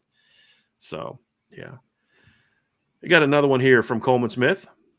In your opinion, what can Notre Dame do to make the stadium more pro Notre Dame on game days and for people to not sell their tickets? Well, number one, I think the biggest thing is make it a more fun atmosphere. Make it an atmosphere that's more easier for local people to tap into. I know a lot of local folks that they don't go to football games unless I get them free tickets because they got 5 kids and 3 kids and all these things, and they can't afford to pay $100 per ticket, $100 to park unless they want to walk a mile and a half with their 5 kids, and then they can park for $20 somewhere, and then it's what, $8 a pop, you know what I mean? Like $6 for a pretzel. So, it's so expensive to go to a game now. And some of that's like, well, maybe you could raise ticket prices or lower ticket prices and maybe raise the cost of other things. So at least families could at least go to the games and then maybe spend more money on the merch or something like that, or food or something like that. But unfortunately, Notre Dame makes too much money because they sell out almost every week. It's going to take them not being able to sell out to start saying, well, we need to do something different. And when this team is good, they're going to sell out. I mean, that's just the reality of it, right? And that's why I don't think Notre Dame cares that the other team overtakes the stadium, because you think of the money that they're making off of it. I don't think they care. But I think one thing, if they cared, that they could do differently besides that, Ryan, is to say, hey, look, ushers, Football's a game that's meant to have fans standing up. And Yes. if people don't want to stand up, that's fine. Okay, here, take a sit down, create a sit down section. Section such and such is for people who want to sit. And then let the rest of the stadium stand. Like, I can't tell how many times I hear stories of ushers threatening to kick people out because some wealthy and or rich person behind them wants to sit and watch a football game. Right? And, and hey, look, there's not, stand up then. If you want to see, I want to see, I can't. Then stand up then. Or again, create a sit down section. Seriously, be creative with it, but make it a more fun environment. And then the last thing they can do, honestly, is kind of what they're doing now, hopefully, is starting to have a better home slate. Yes. I mean, people are just not going to be fired up to watch Notre Dame play a bunch of games against the teams they've played at home in recent years. They're just not. They're not. And it's fine to have a Central Michigan and a Tennessee State on there, as long as you also have Ohio State and USC and the big-time programs like that. But, I think those are some things. And there's people that are much more pro-business or knowledgeable about business and other things to be able to give you more business answers about that. I can't. That's not my expertise. But I think put a better product on the field is ultimately at the bottom of this whole thing to make it a more pro-Notre Dame game day.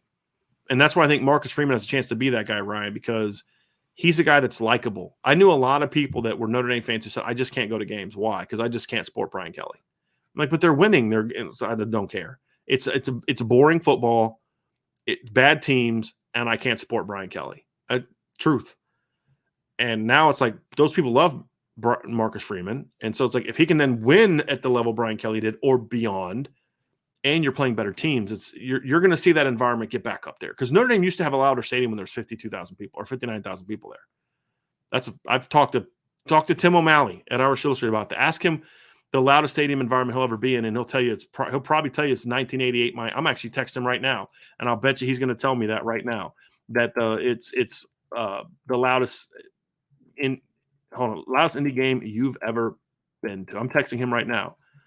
So, and I'll bet you he says it was Miami in 1988 when there's 59,000 people in the stands, right? And so that put a good product in the field and play big time teams. Those are non-business things you can do to make it better.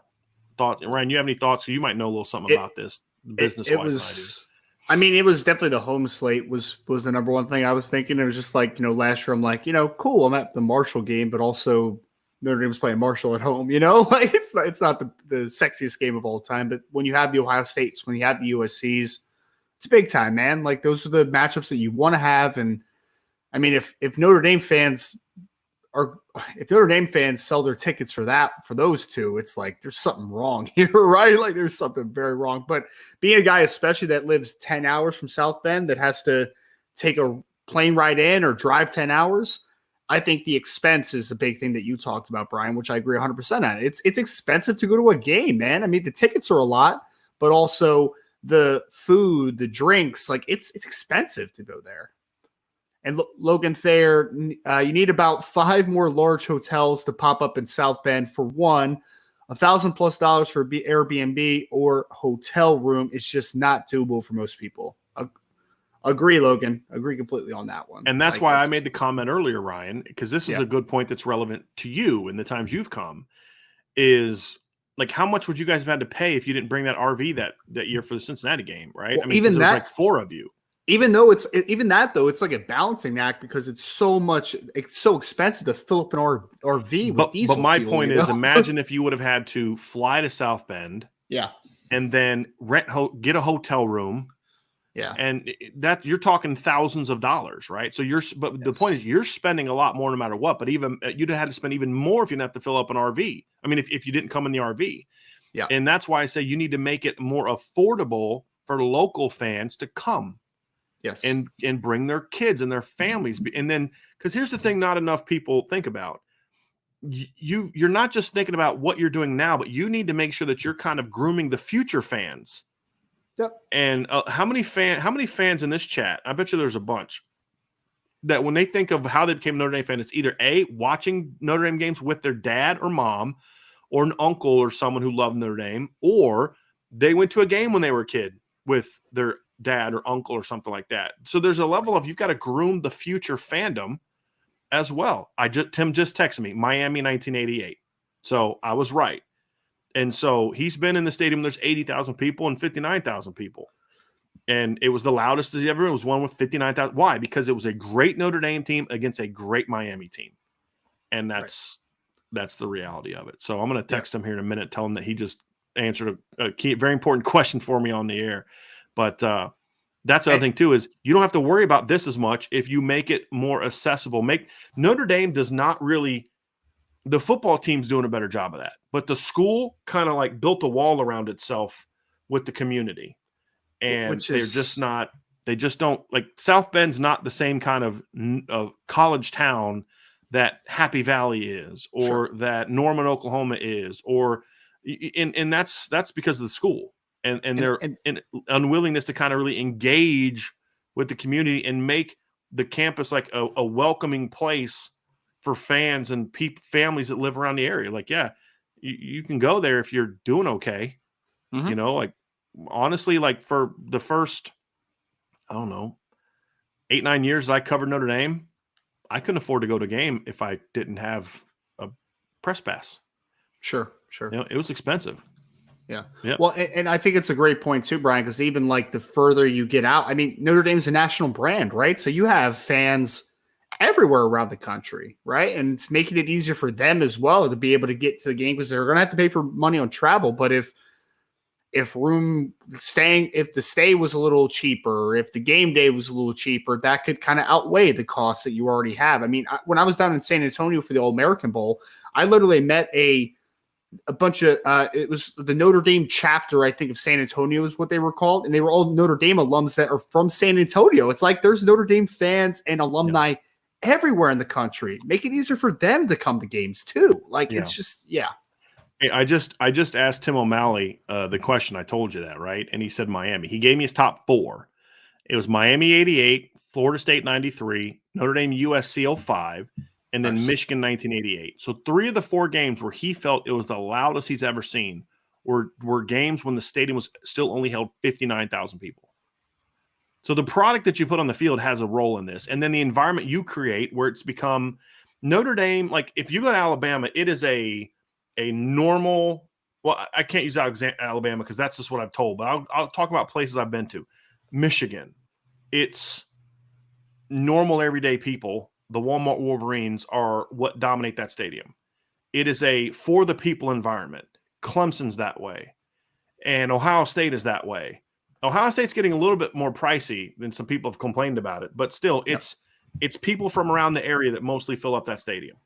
Sure. Notre Dame is very much a high-class fan experience in a lot of ways, is how they cater to it. It's like, hey, if you go there and you got a lot of money, it's an awesome experience.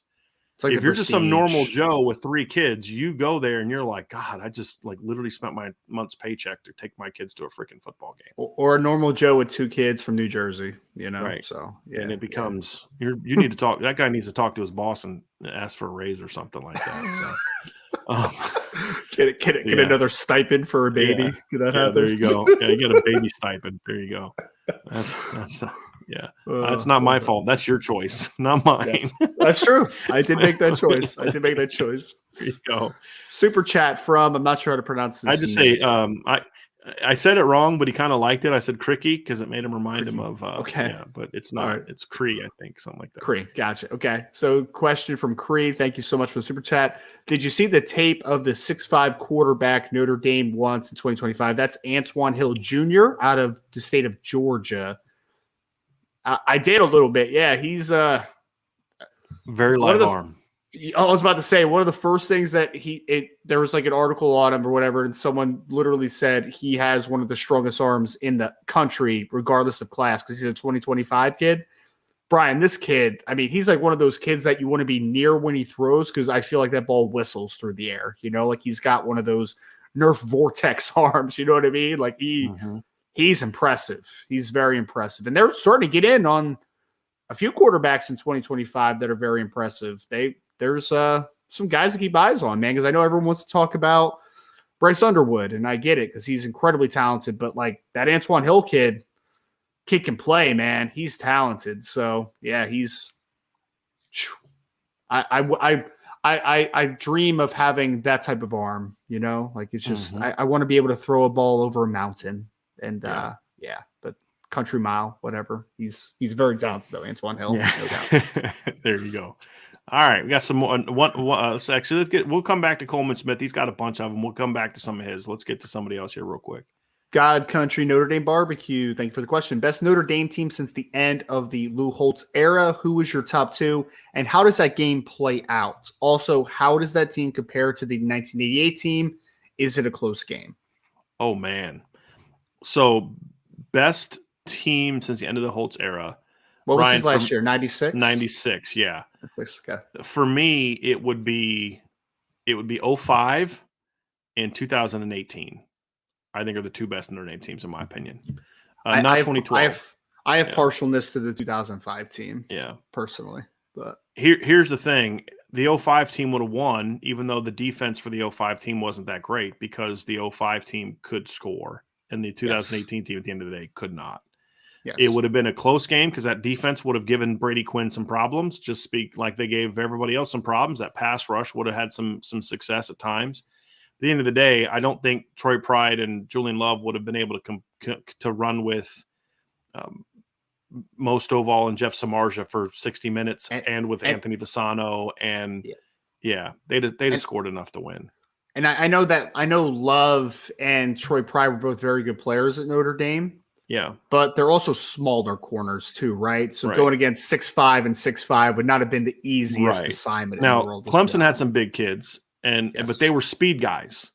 They weren't like Samardzija and Stovall. Because I've said this before. I used to watch in practice Miles Boykin and Chase Claypool just destroy the Notre Dame corners practice after practice. Because they'd be covered and just like back shoulder it. And like if Ian Book threw as many back shoulders in games as he threw in practice, he would have been so much better because he just would take more chances in practice and it would always work out. And this guys would go make plays for him. He just didn't carry it over into games. But you'd see them and just like they couldn't cover him. And but that's what that offense was in 05 is they were going to get you in space. And they were going to isolate you and get run on one-on-ones. And if you spent too much time on the outside, then you got to deal with Anthony Fasano coming down the middle of the field and making plays on you. And that team would have been hard to stop. That would have been on. And how do those teams compare to 88? Neither of them are as good as the 88 team. I mean, that 88 team was dynamic on defense. They had a ton of NFL players. They were really good in the trenches on both sides of the ball. And they had so much speed.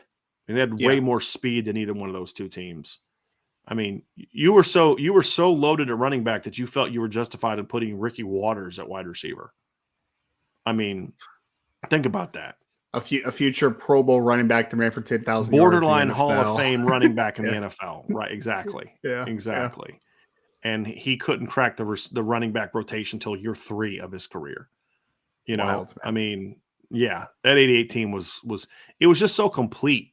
I mean, that's really what it comes down to. They could dominate in the trenches, but they could run.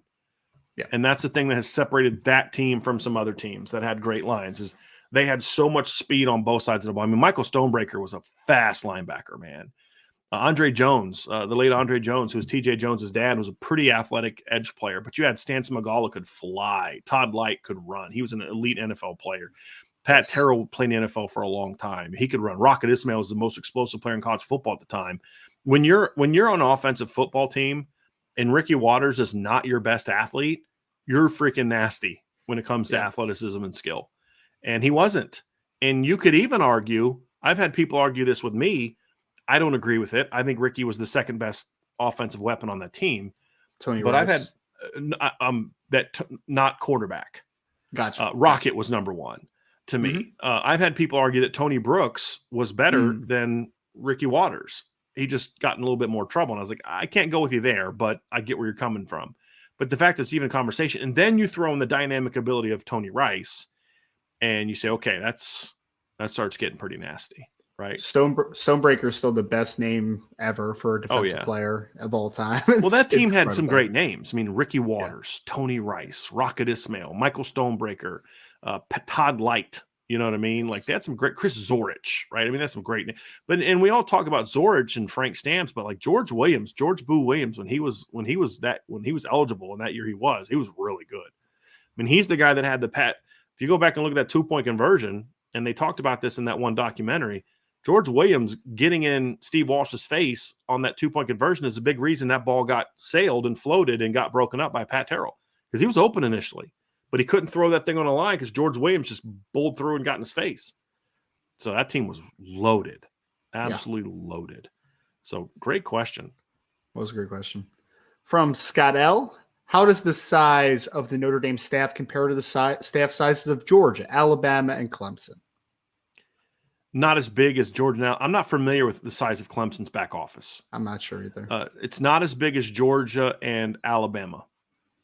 It's getting closer, but it's not there yet. I would like to see more time developed to the analyst side from an advanced scouting standpoint. So we're not just taking the coaches' numbers. We're also taking like support staff. Because and the coaches' numbers, it's the same for every team. You're only allowed 10 assistant coaches. When I think of staff, I'm thinking recruiting staff, analysts, you can only have a certain number of GAs. You can only have a certain number of assistants. That's the same for everybody. Sure. It's the other stuff that is, to me, Notre Dame still has room to get better. More analysts, more advanced scouting, more kind of focus on player personnel. Give Chad Bowden more resources. Yes. You know what I mean? From an evaluation standpoint, and then on an on-campus standpoint. Give him some people that can do some more roster management. Expand the NIL staff. I mean, there's a lot of areas where Notre Dame has to get better. Give Matt Bayless more room. And then the big thing is there's still plenty of room to improve the nutrition program, right? They have a nutritionist, but they don't necessarily have the thing where they give you, like at Alabama, everything you need, they give you meals, supplements, all that stuff. Notre Dame's not there yet, and they need to get there and get there in a hurry. And so there's a lot of things. We should actually do a show on this and write an article on this. So the things that the university can still do to help the football team in ways that, hey, you know what? You don't want us to compete in NIL. You don't want us to be able to go out and get 1 million transfers. Cool. But here's what you better do. You better make sure that I can do what it takes to have the best coaching staff in the business. And if that means we have to pay more than anybody else, then pay more. But that's going to help us overcome the fact that we don't always have the same resources to go out and get certain players because of NIL or because of transfers. I would make that pitch. Absolutely. Do things to make the environment at home games better, but then let me do certain things. Let me have some things here where, hey, you're not going to help us with talent acquisition. Then here's where you can help us to make sure that we're maximizing the talent that we can get here. There's no excuse, none, for Notre Dame not to have the biggest staff in college football. None. They can afford it. They just got to commit to it. There's no excuse for Notre Dame to have the best nutrition program in the country. There's no excuse for Notre Dame to have an immaculate, just outstanding staff of people meant to help these young people in their lives. Commit to those things like you commit to the academic success of these students, which Notre Dame has one of the best academic support programs for athletes, if not the best. It's outstanding. And that's why so many of these kids are able to be successful in the classroom. Give me the same emphasis and the same energy and the same resources in nutrition, mental health, all these other type of things, because here's something that definitely needs to be talked about more. People think that these kids getting this money is going to make their lives better, and in some ways it does, but you know what else it does to an 18-year-old kid? It ramps up the expectations and the stress level enormously. It's hard for an adult to deal with a $13 million contract. You're going to get to a freaking 18-year-old and and you're not going to have anything in place to say, hey, let's help you deal with the stress of all these burdens that are being placed upon your bodies. And more importantly, your mind and your spirit, right? So we're going to help you with the mental health aspect of this that is often overlooked, and I think those are very important resources that Notre Dame needs to place in. So if your strength staff is not if Paul Longlow says, I need 2 more guys to really get this, then you freaking go do what you got to do to get him 2 more guys.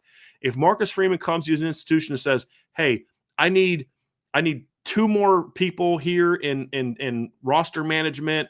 I need help here in recruiting. I need a deeper staff for advanced scouting. Then you flip and do it, because if you're not going to let them compete in the NIL and the transfer portal sphere like the other top programs, that's fine. I understand that you're sticking to what you believe in as an institution. Cool. But is there something about your institution or Catholicism that makes you say you can't have the highest paid coaching staff in football? Why? Because if you're going to tie their hand behind their back in this regard, which I respect, actually, I don't want Notre Dame to get involved in those things. I don't want Notre Dame to bring in some kid who barely got by at state school university because he can really run fast and play football. Because you're not doing that guy any favors. You're not going to do that guy any favors at all. But if you're not going to let me still go get the kid from us that does have a 3.5 because you're not going to take his credit, that's cool. But you better make sure that in every capacity that involves the day-to-day life and athletics and off-the-field aspects of these football players, you better make sure you're giving me all the resources I need to make sure I'm getting the most out of every single one of these kids on and off the field. Otherwise, stop calling yourself a Catholic institution. If you're not willing to commit to those resources, then what are you really doing here besides collecting paychecks, right? We know Notre Dame's one of the most profitable programs in the country. You got your own TV deal, you keep saying, hey, we don't need the big TV deal. Okay, then why? What's the money coming from and what are you using it for? You know what I mean? And if you're not using it to make the lives of these student athletes who are the reason 80,000 people pay hundreds of dollars just to sit in the freaking stands of your football game, it's not to watch you give your invocation or prayer before the game. It's to watch these kids play football. And if you don't want to pay them, I understand. I'm cool with that.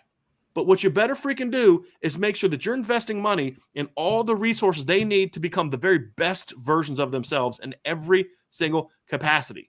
So there is no excuse not to have a great nutrition program. There is no excuse to have a great medical program. There is no excuse not to have a great mental health program. There is no excuse to do a lot of things that Notre Dame is doing a good job at, but not a great job at. And that's where the improvement. Now, is that the reason Brian Kelly didn't win? No, stop making excuses. That's not why you lost to Northwestern. That's not why you lost to Tulsa. That's not why Navy beat you twice. That's not why you did a lot of things. But they are things that can allow this program to say, if we're not getting it done, it's because we aren't doing our job. Right. But right now, the University of Notre Dame cannot look in the mirror and in good faith say we're doing everything that we can without sacrificing what we believe in from an amateurism standpoint to make this program the best they can be. You're not. You're not. I'm not talking about NIL. I'm not talking about getting any transfer you want into school. Not talking about that. Keep your stance there. I don't care. But the kids that Notre Dame can get into school, you're not giving them all the resources that they need to thrive. I'm telling you that. That's not up for debate. That's a fact. So to me, until they're willing to commit the resources there, then this program will always have to kind of be, it's going to be even harder for them to win. There's no excuse. If you're going to lose a kid to Alabama because Alabama gave that kid $2 million, more power to you. Yeah. Notre Dame, I respect you for not wanting to get into that business. I'm with you. Jack Swarbrick and the school, they're not fighting against kids getting NIL money in the right way. They're all for it. Now, I think there's things you can do better there. But beside of that, here's my point. There's no excuse, however, for Bama to have a way bigger staff than you. Now, you don't need all those guys to be football people. You don't need 19 analysts. Give me 10. And then give me those other 9 or 10 in the nutrition program. Give Matt Bayless a couple extra helpers. Create a mental health group of people that are really here to help these kids handle the rigors, because you guys just keep piling more and more and more onto these kids, right? So make sure you're giving them all the resources they need to be really strong young men, and in the other sports, young women, right? Because this shouldn't just be a football thing. Right? Mental health isn't just something that matters to football players, right? And so I think if Notre Dame said, hey, we're not going to invest in this NIL crap, this is not what college athletics is supposed to be about in the way that it's being used by like Florida giving $13 million to an 18-year-old quarterback. Totally support that. Hey, we're not going to let some kid that barely went to class transfer in here because he could help you win a championship because he's not going to be a student here. Totally support that. Yep. But what's your excuse not to be crushing it over here and over here and over here? that are things that only go towards making this better for your young men? Why? What's the reason? Other than just you're cheap. That's it. I promise you, if Notre Dame committed to building those things up, they could raise the money like that. Promise you. So that's what I want to see. So that's where that question to me got me fired up. Is that's where Notre Dame can say, this is what we can do to make sure that we're giving our football coaches and our basketball coaches and our fencing coaches and all those people all the resources they need, because our athletic programs make us a lot of money, and we're going to start pouring more of that back into our young people, because then that's going to make them better, and the better they are, the more money they're going to make. Ryan, it's like it's no different than when we've done an Irish Breakdown. What have I said all along? If you all give us more money, I promise you I'm going to reinvest it back in Irish Breakdown. And that's how I got this guy. That's the only reason I can afford to pay him. And it's the only reason I can have the staff. It used to just be me. And then Vince sitting in his office during the school day when we're going to mute him when the bell's ringing, because that's all it's all we could do. And we've grown because we say, hey, we're making more money. And that's not getting put in the Driscoll Family Vacation Fund. That's being reinvested back into Irish Breakdown to make it even better and better and better. Because the better the content is, the more money we continue to make, which means I can pour even more into our business. And it's just kind of like, if you would be willing to take more of the money you're making or raise more money to then make the programs even better, then they will produce even more money because they'll win more. And then they'll be more successful. And all those things happen. And that's where the program needs to get to. At the end of the day, they've got to be more willing to do that stuff. And if they did that, Ryan, there'd be more and more Notre Dame fans say, I don't need NIL. Go get the kids that want to be here. Right. And give them what they need, because we're kicking those NIL teams' butts, because our kids are invested. They've been here a long time, and they have the stuff around them thinks, man, you don't got what we got. We're going to go out there and punish you. And that's what's the brilliance of Nick Saban. People think it's just it's all the 5 stars. No, those 5 stars have the best resources that money can buy. And so they're getting the absolute most. They're going to NFL teams that don't have the same strength programs and nutrition programs that Alabama has. You're not wrong. And that's where Notre Dame is, as an institution, is not doing a good enough job, in my opinion. That's when they need to get better. Were you fired up there? Were you fired up? A little bit. One of the questions here, Ryan, I thought was funny was Yeah. I want to find this question here. Okay. And it basically was, here we go. From US MA 87, what's Ryan thinking throughout the rants? I mean, I was listening, US MA 87. I was listening to Brian. I was agreeing with most of it. Okay. And I was What thinking didn't about you what I agree would have for. No, I agree with all of it. I was also, I did black out for a second when I started thinking about what I'm going to have for dinner tonight, to be honest with you. But otherwise. Thanks, Ryan. Thanks. No, it's not because of you. It's Mhm. not because of what you were saying. I have ADHD. You have to understand this. I do know. You have I do to know this. understand I do know That's this. all. That's all. That's going to rein you in during the show. So I'm like, hey, Brian, look at me. Back, focus. I know, man. That's why I go full screen on the show now, because like if I have the chat up, my eyes would just start wandering. And it's like one of those things where I don't even realize it's happening. It just starts happening. Like I just can't. Yeah. Hey, Archer wants to know, man, come on, Ryan, what didn't you agree with? Be honest. It's okay to say. because the thing is like at the end of the day, let's say that Notre Dame wanted to form a committee that was going to look into all this and say, well, we're going to hire Driscoll. Go fix it, Driscoll. I'm like, okay, I'm just a guy with ideas. What about this guy and his ideas? And what about this guy and his ideas? And what about this guy and his ideas? And, I may have some great ideas for this, but somebody else may have some great ideas for that. Somebody else may have a great idea for that. Right. Yep. So if you have something that you think would be better, or, that's not really a factor, then say it. Yeah. I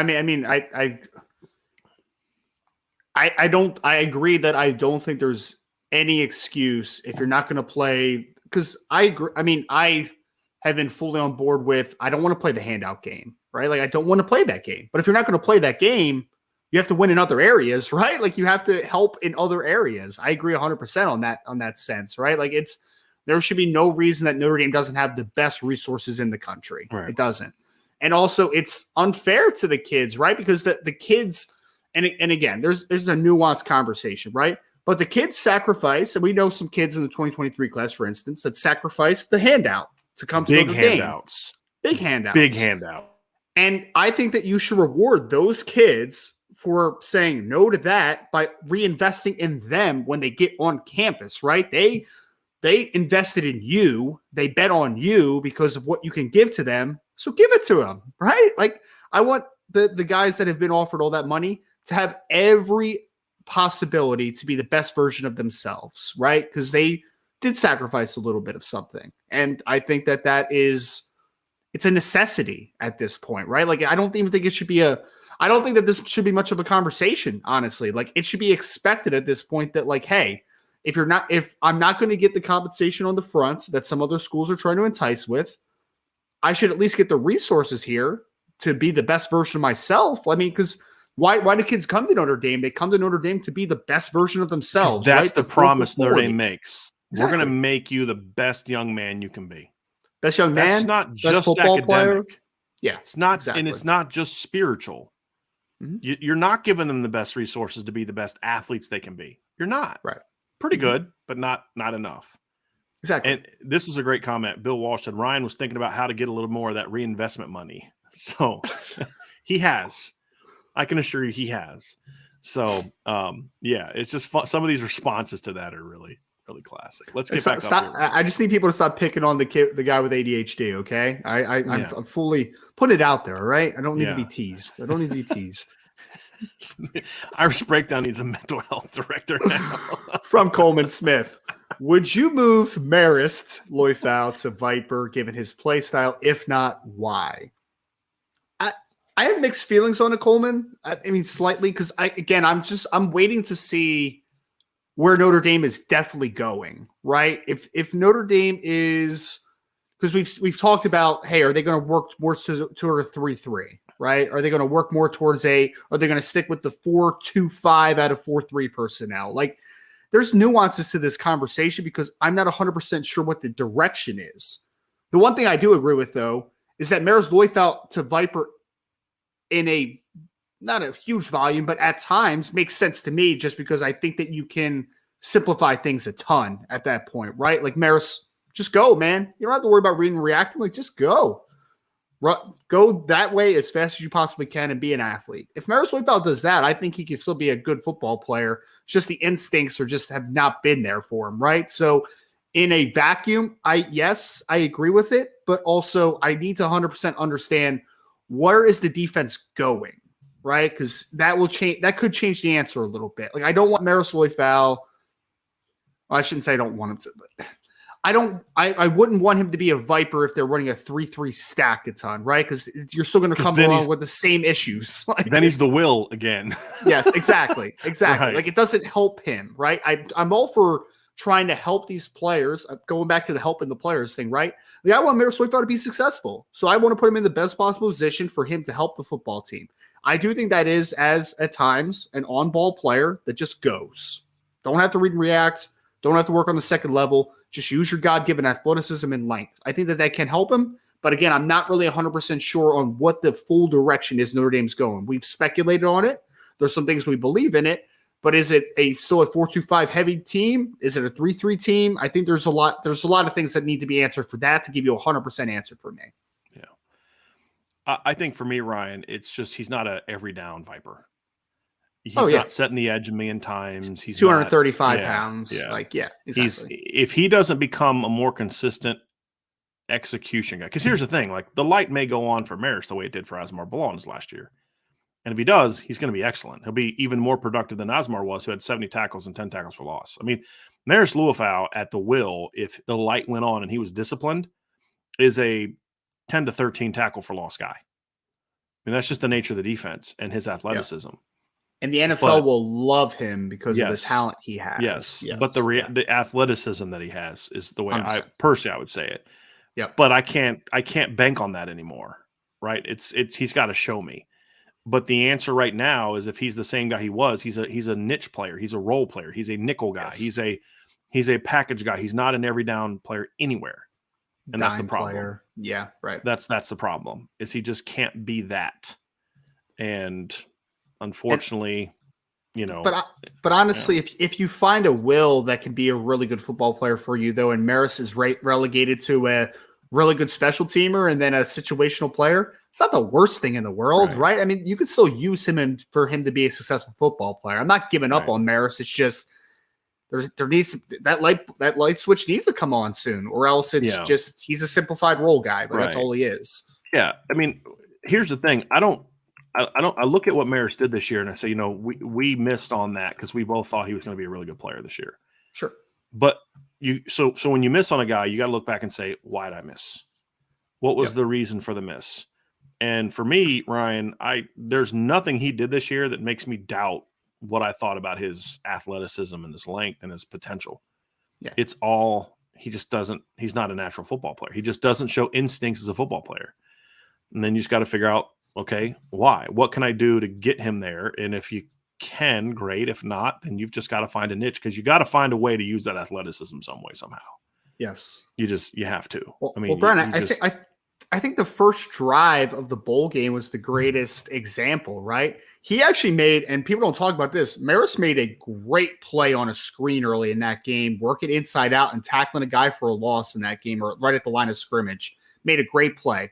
The problem is he followed it up with the face mask, and on the first run of the game, he vacated his gap and then decided to go in the C gap when he was a B gap player, right? Like, it's just maddeningly inconsistent. But he makes some plays sometimes where you're like, it's eye-popping, man. Like, that is other linebackers that are playing on Notre Dame, like J.D. Bertrand and Jack Kaiser, aren't making that play, right? But then it's about the plays that they do make, the things that should be routine that Maris Loifout doesn't make.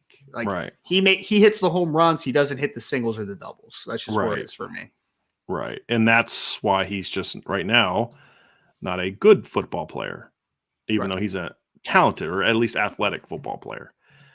Yeah. Yes. All right, here we go. Here's another from Scott L.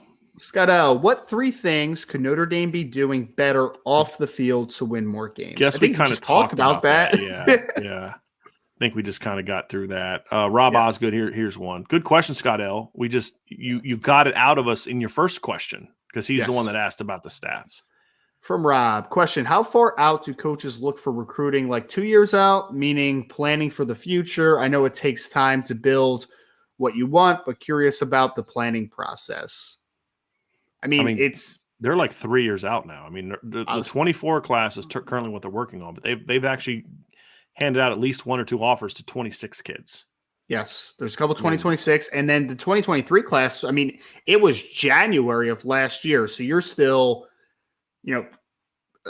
almost a calendar year from what you are, just about a calendar year, a little less, until National Signing Day for the 2023, and you still had to figure out the rest of your class, and they're offering 2025 kids. I mean, Bryce Underwood was offered quite a long time ago. It was a 2025 kid, and your 2023 class was not even close to sign at that point, right? So, I mean, they're planning well ahead. I mean, you're going to see some kids. I mean, we're getting more 2025s that have been offered over the last few days. You're going to see some more 2026s in the future. Like, I'll say this, Ryan, the further you get out, the more they're only focusing on the immediate, definite, okay, this guy's really flipping good, right? They're not looking for the project right now in 26. They're looking for the Bryce J. Underwood. They're looking for the Antoine Hills. They're looking for those kind of guys. Yep. And the underrated kids are more, okay, let's find some 2025 sleepers and get on them before they break out and have a shot. But 26 is just, if there's some dude that's just like, and 25 even to agree is still kind of, this point in time, still focusing on the high-end guys. But you'll be more open to some of those sleepers. 26 is like, if there's just a guy that's really good, we're going to have to get on him now. Because if you don't get on Antoine Hill now, when it comes time to focus on his class, you're done. Exactly. You have no chance. Dorian Brew, Antoine Hill, Bryce J. Underwood. Like, you got to get on those types of kids early. Right. Brandon Pleasure just put a name there, Diabell. I don't know how to pronounce his name. Diabell, the quarterback from the 26th class, right? Yep. Raja Bell's son. Yep. He's a very loose athlete. If you watch him throw, he's a very loose athlete. Yeah. Very flexible. Yep. No doubt about it. Here we go. Here's some more questions here. Mm-hmm. Here's an interesting one from Coleman Smith. Which team was better overall? 1988, 1990, or 1993? 88. If you were gonna put the 89, the only team to me that could compete with the 88 team is the 89 team. That's it. I think the 89 team was actually better. It's just the schedule was playing at Miami instead of home against Miami. That's the difference. But to me, the only team that could compete with 88 was the 89 team. The 90 team was talented, but not as good as the others. And honestly, Rick Meyer's a good quarterback in college, obviously, but he wasn't Tony Rice in that offense because they never really truly adjusted to what Rick Meyer could do. Right. But Tony Rice was a wizard running that offense. And I've had people say, I said 93. I don't think 93 team was better than the 89 team or the 88 team. It might have been more talented, but it wasn't a better team. And why? Because they weren't as good on defense. I mean, that's the thing that gets missed a lot about that 1989 team is their defense had some really, really good football players on it. But the difference in coordinator between Rick Minner and Barry Alvarez was light years, with all due respect, light years. I mean, they gave up 21 points to Florida State, which is pretty decent, but they couldn't keep them in check. They gave up 41 points to Boston College, gave up 23 points to Michigan in a win. That defense was just not as good as the 88 defense. It just wasn't. It just wasn't. And so to me, that was the difference between those two teams. It was just that 88 defense was really good.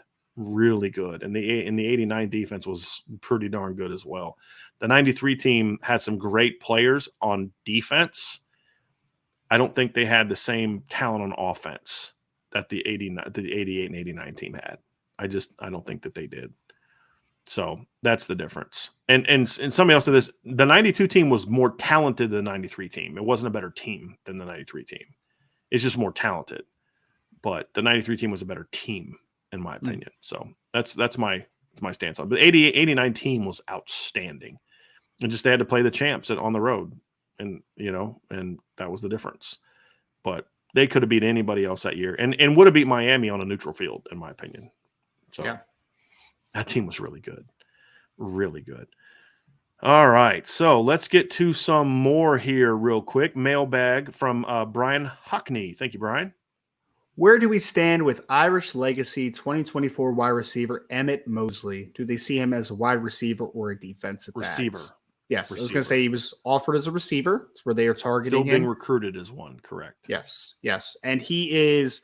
So, I mean, Brian, this is where we are. I mean, people I think kind of went over the top with that he had an interview a couple weeks ago where he mentioned 3 schools and Notre Dame wasn't one of them. I mean, from our sources, Notre Dame is still feels like they're, very much in it. They are still recruiting him heavily. And, I think that there is mutual interest on both sides. Will they ultimately land him? We'll see what happens. But I don't think that it's dead in the water or anything. No, it's definitely not. I mean, the only thing I've been able to confirm, Emmett doesn't talk to a lot of people. And that's what kind of made that interview a little bit like, okay, that came out of nowhere. Right. So all that I've been able to get him to say to me is he's definitely still interested in Notre Dame, and he tells Notre Dame that. But I just don't know how much, honestly, if I'm going to be completely honest with you, because he doesn't talk to us a lot. So that's the problem. So I can't tell you how interested he is. He says he likes Notre Dame a lot.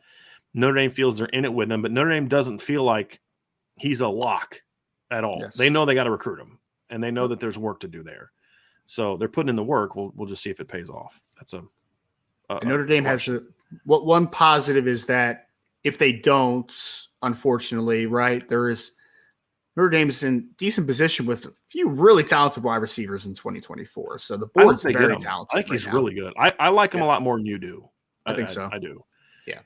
But I think he's a good player. Very good player. I like him a lot. So we have a couple super chats down here, Ryan, that I want to get to here as well. So we have one here from Steve Rolfe. So Florida lost the quarterback commit. Steve, thank you so much, by the way. Should always lead off with that. Yes. So Florida lost the quarterback commit. They promised millions of dollars. Do you know who they signed? Do you know if they sign actual contracts? Love the show. Well, thank you for that. I'm not sure of. I don't know how some of this stuff works. I don't think that there was an official contract signed. I think there had to be some sort of agreement signed. Sure. But us signing an agreement is different than us having a binding contract. Yeah. There clearly wasn't a binding contract written. Otherwise, the collective couldn't have not paid him $13 million without just an immediate lawsuit being triggered. Exactly. You know, like if Ryan, so Ryan and I have signed a contract and I'm going to pay him X amount of dollars. If I just decide, you know, Ryan, I'm not going to pay anymore. Are you firing me? No, you do a great job. I'm not firing you. Just not going to pay you anymore. The lawsuit would be really easy for him to win because I've arbitrarily made a decision that we have a binding contract for me to hold up to my end of the bargain, right? And so if there was a binding contract, this would be an easy lawsuit that it had already been filed. So clearly there's not an official binding contract, but there had to have been some level of paperwork. I know for a fact there was some paperwork that was signed by both sides. That I know for a fact. Was it a binding contract? That I don't know. That I'm not sure of. So it's so weird, man, because I mean, like the contract stuff with high school athletes just to begin with is like a really murky kind of conversation, right? But I mean, most of these kids have NIL agents at this point, right? So I would think that there would be some type of contract, but then also there obviously wasn't one in this situation, to Brian's point, right? So I don't know, man. I don't know. It's weird. Yeah. It's weird. I mean, I don't know. I just don't know how that stuff is working right now because I know a lot of the agents and, you know, the NFLPA certified agents, a lot of them are getting into the NIL game, right? Mm. They're all talking to those kids and representing them and everything.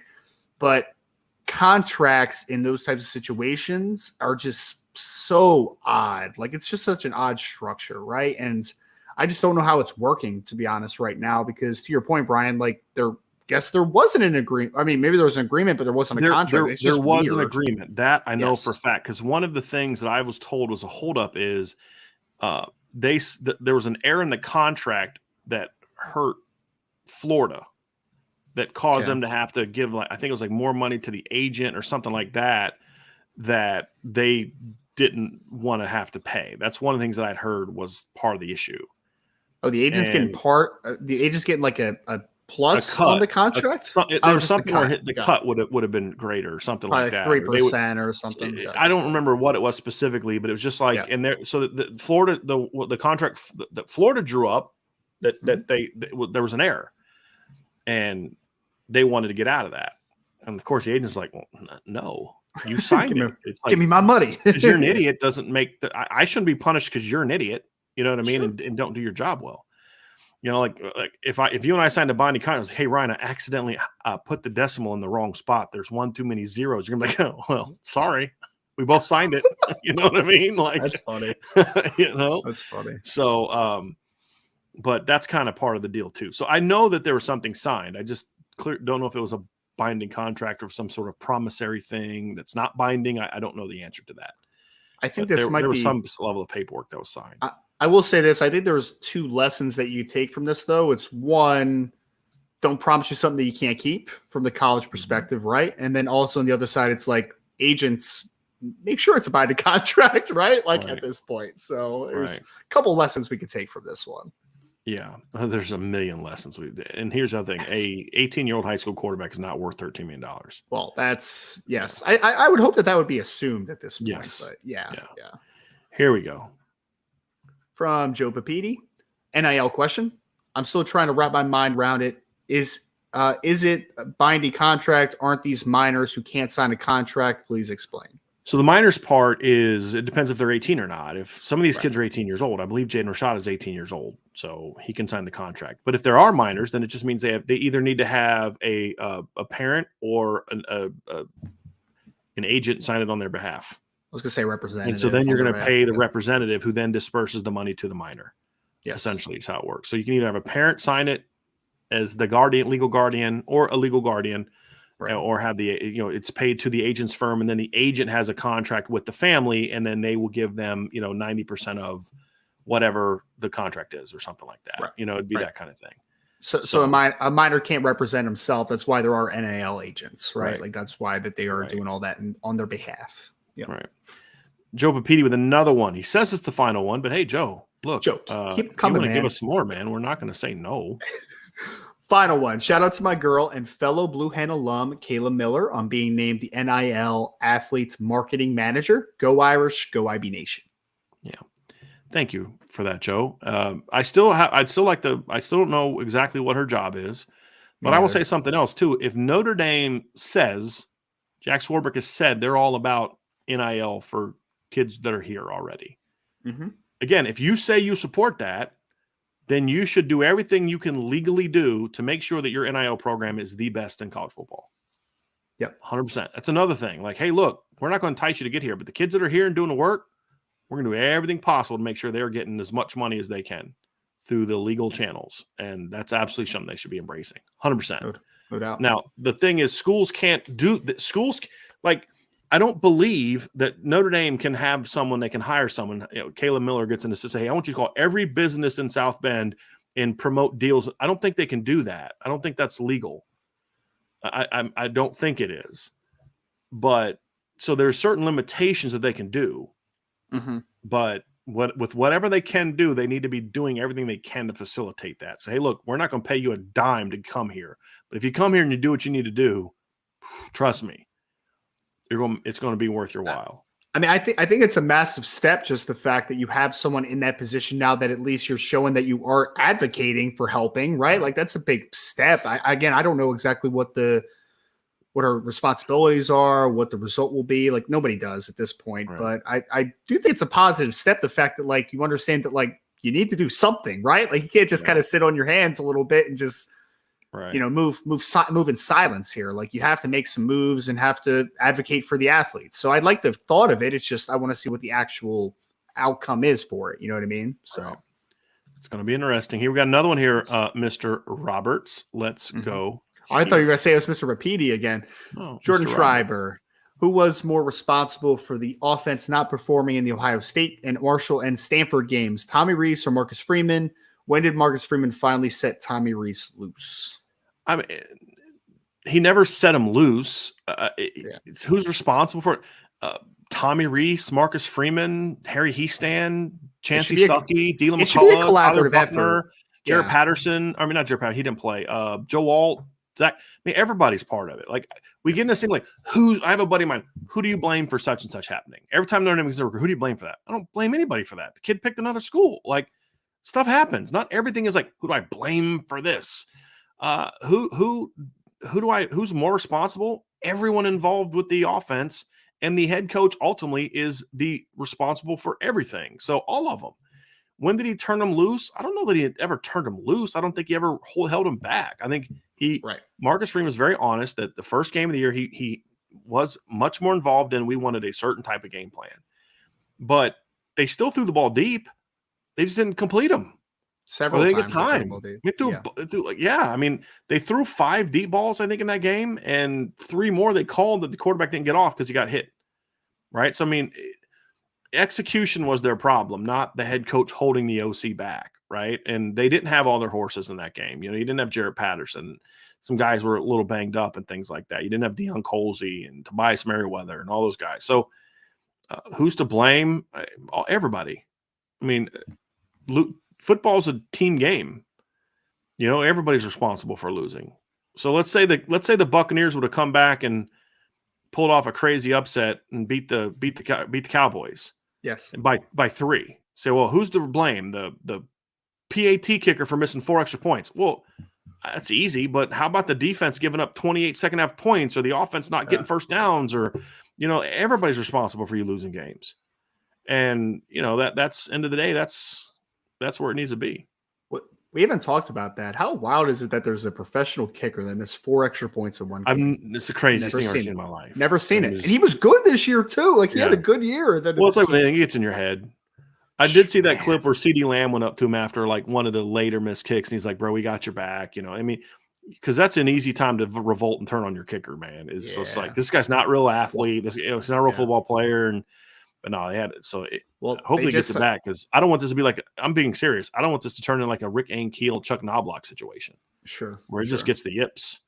Yeah. But that was wild, man. I've never seen anything like it. They did just sign a kicker to the practice squad, I think, just in case. Well, you can, because I guarantee you it's because of that exact reason, because it's like, okay, where's his head at? Right. Like, we know this guy can kick, but where's his head at right now? Because Exactly. that is a mental position unlike any other in sports. Yep. And people don't talk about it. I mean, the pressure on a kicker. Like, here's the thing. A quarterback could have a great game, and throw a pick and 13 incompletions and still play a great game, right? John Elway won MVP at a Super Bowl, threw a pick, right? Had incomplete passes. A kicker can't miss anything, or it's you're killing me. He's got to be perfect, or he's going to get hammered. Clean sheet for a kicker. Yeah. You want to clean Yeah. it. Yeah, no doubt. I mean, if a kicker has a 90% success rate on field goals, it's pretty good. Yes. But it's like, but you need to be better. Or I should say 80%. If a kicker has an 80% success rate, you're like, dude, you missed 20% of your kicks. But, I mean, name me another position like where, if a quarterback's completing 80% of his passes, he's in the Hall of Fame. You know what I mean? Yeah. Like, or so if a wide receiver's catching 80% of his passes, if his exactly targets. The other day, you and I were talking about how the success rate that Cooper Kupp had, it was like 70-some%. It was like, that's just an unreal success rate for catches per targets. Yes. And it's like, if you're like 180 targets. Or if you're a 75% kicker, you're out of a job. Yeah, you stink. Yeah. So it's wild. It's wild. Yep. All right. Zach Martin says, Ryan, did you get a new circle light thing? Looks great. No, I did not. I have a little, it's just a nice day outside today, man. Yeah. So there's a little more natural light in the room, which is good. Yeah. So I'm working on it, man. Zach, you don't know how many things I've tried for this stupid lighting in this room. So I'm trying it. We'll work on it. Here we go. Let's see here. We got one here from Milton Fan.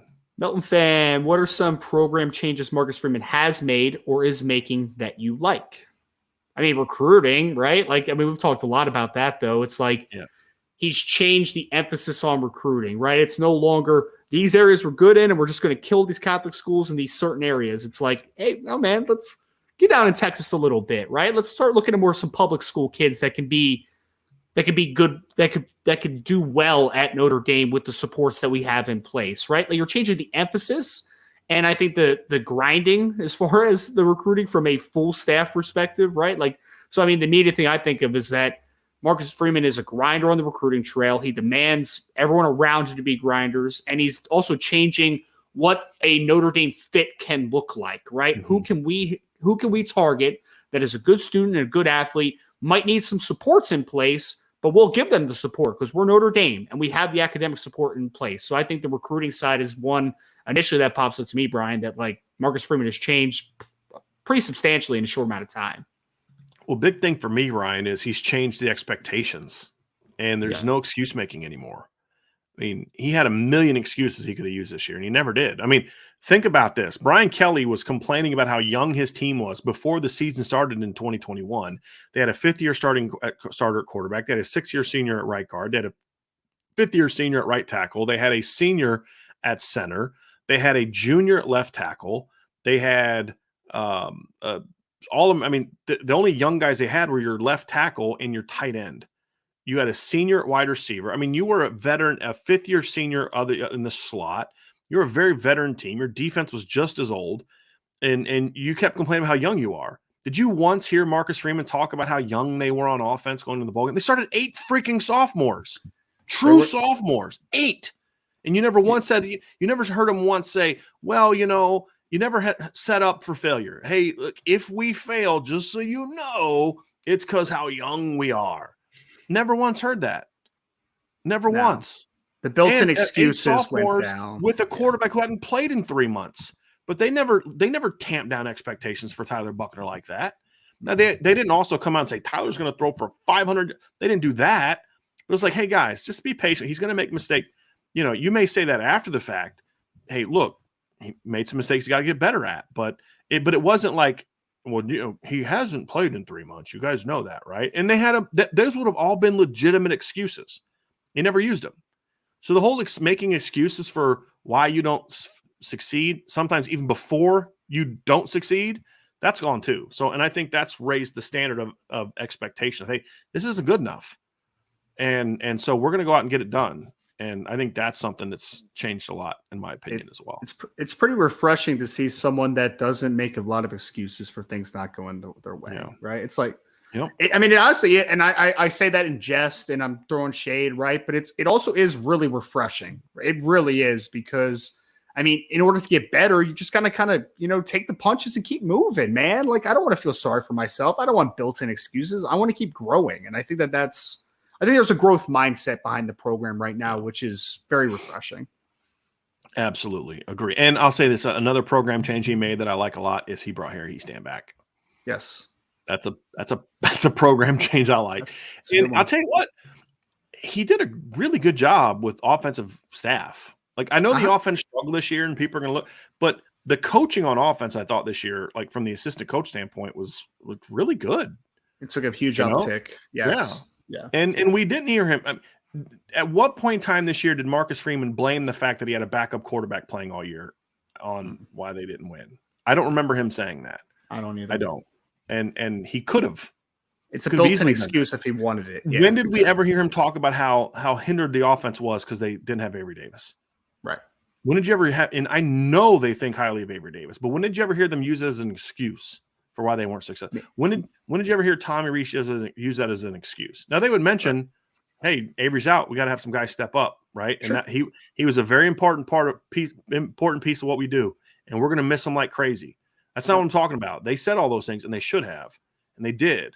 But during the season when things weren't going well, in public conversations and in private conversations, I didn't have a single coach at Notre Dame tell me, well, dude, what'd you expect from us? We don't have Avery Davis. We don't have this. We don't have this. This guy, never once did I hear anything. I used to hear that crap all the time in the past, and it drove me nuts.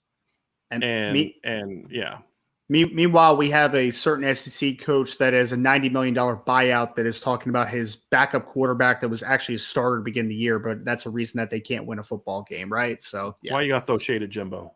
Oh, man. Good old Jimbo. Because he deserves it. That should have been your answer. Here we go. Should also be implied. Right. Yeah, and we've answered that one. We've answered that one. Here we go. Irish Blooded says this, Ryan. I'm going to ask you this. Favorite sport to play and watch other than football? So it's kind of two questions, Ryan. What is yours? I always liked playing basketball growing up. I was actually pretty good at basketball at one point. I could shoot a little bit, and I mean, me and my buddies would just, we didn't watch. I feel like it's changed so quick. I'm about to do like a grandpa thing, but like, oh man, we didn't watch TV growing up, but honestly, we were always out playing something. Like, we would go up to this park named Aces near my house, almost every day, and just pick up basketball and, just play for hours, So basketball was definitely number one. Watching, when I was young, I used to like to watch baseball a ton when I was younger, and then I lost my love for it pretty quickly into my teenage years. So basketball is probably my answer for both, honestly. I think basketball is very entertaining to watch and play. As a kid, favorite sport to watch, I was big NBA and baseball. As I got older, I stopped watching basketball as much. But, I was a child of the 80s in basketball. And whether it was, every Saturday you'd have a doubleheader, and almost every Saturday was a Celtics game early and a Lakers game night, and I was watching both of them, As I got older, you know what it is? The Piston era of basketball, I hated, and I kind of stopped watching around then. And then the Bulls were just so dominant that it made the league not fun unless you were a Bulls fan, and I wasn't. I was a Celtics fan. So I just kind of stopped watching then. And I forgot you were a Celtics fan. Yeah, just never got back into it. I watched a little bit more. I watched a little bit more basketball the year that Paul Pierce and Ray Allen and Kevin Garnett were on team. I enjoyed watching that team, but I just didn't enjoy the game as much anymore. Love college basketball, but I was a baseball guy up until about 4 or 5 years ago. And the game just kind of got a little bit, the whole analytics thing of walk, strikeout, home run just kind of lost it for me. I think Rob Manfred is a god-awful commissioner. Yes, he's awful. He's awful. Like, if you'd have told me that the players would also agree with you that if you'd have told me that Roger Goodell and Adam Silver conspired to put someone in that job to ruin baseball, I'd have said, I can't. What would he have done different? And then there was some other stuff that happened in the last 3 years. It just was like, okay, I'm done. But I just don't enjoy the game anymore, to be honest with you. So, but I was a big baseball was a sport I loved to play growing up. Baseball was my best sport. Mm-hmm. As a kid, I loved playing baseball. I enjoyed playing basketball, but I liked playing basketball more just in the neighborhood than I did playing organized basketball. Sure. I didn't like plays, and I just give me the ball and let's go have some fun. That was kind of it. And I'll tell you another. Do you consider bowling a sport? Because I was a really good bowler when I was a kid. There's nuance to that question, I was all city when I was in the 7th and 8th grade. So, you're all city, huh? Yeah. Uh-oh. Yeah. You have a plaque? And that was we were on a I maybe, I don't know, my mom has all that stuff. But I was the only middle school kid on because the all city team, there's a tournament at the end of all the different leagues.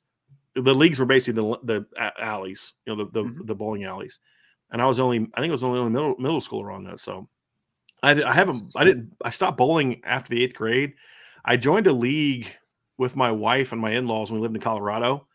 Yeah. And I sucked at first, but I had over 200 average the last maybe month. I actually got close to 300 once. I just didn't bowl enough to have more, but I was perfect going into the 10th. I wasn't really paying attention. And then I looked up and I was like, dude, I got a shot for a 300. I think I've told the story before. So when I went up to the lane that next time, I was like, jittery. Yeah. I didn't hit the head pin on either shot. I went 6-0, bowled a 266. I was so disappointed in myself. But yeah. One of my friends growing up, he was a really good bowler in high school. I think he had like a 230 something average in high school as a bowler. Yes, he was very good. But he could never get a 300 until we were like I think he was like 24 when he got his first one. And then he got like 11 in like 2 years, something like that. Like a professional bowler?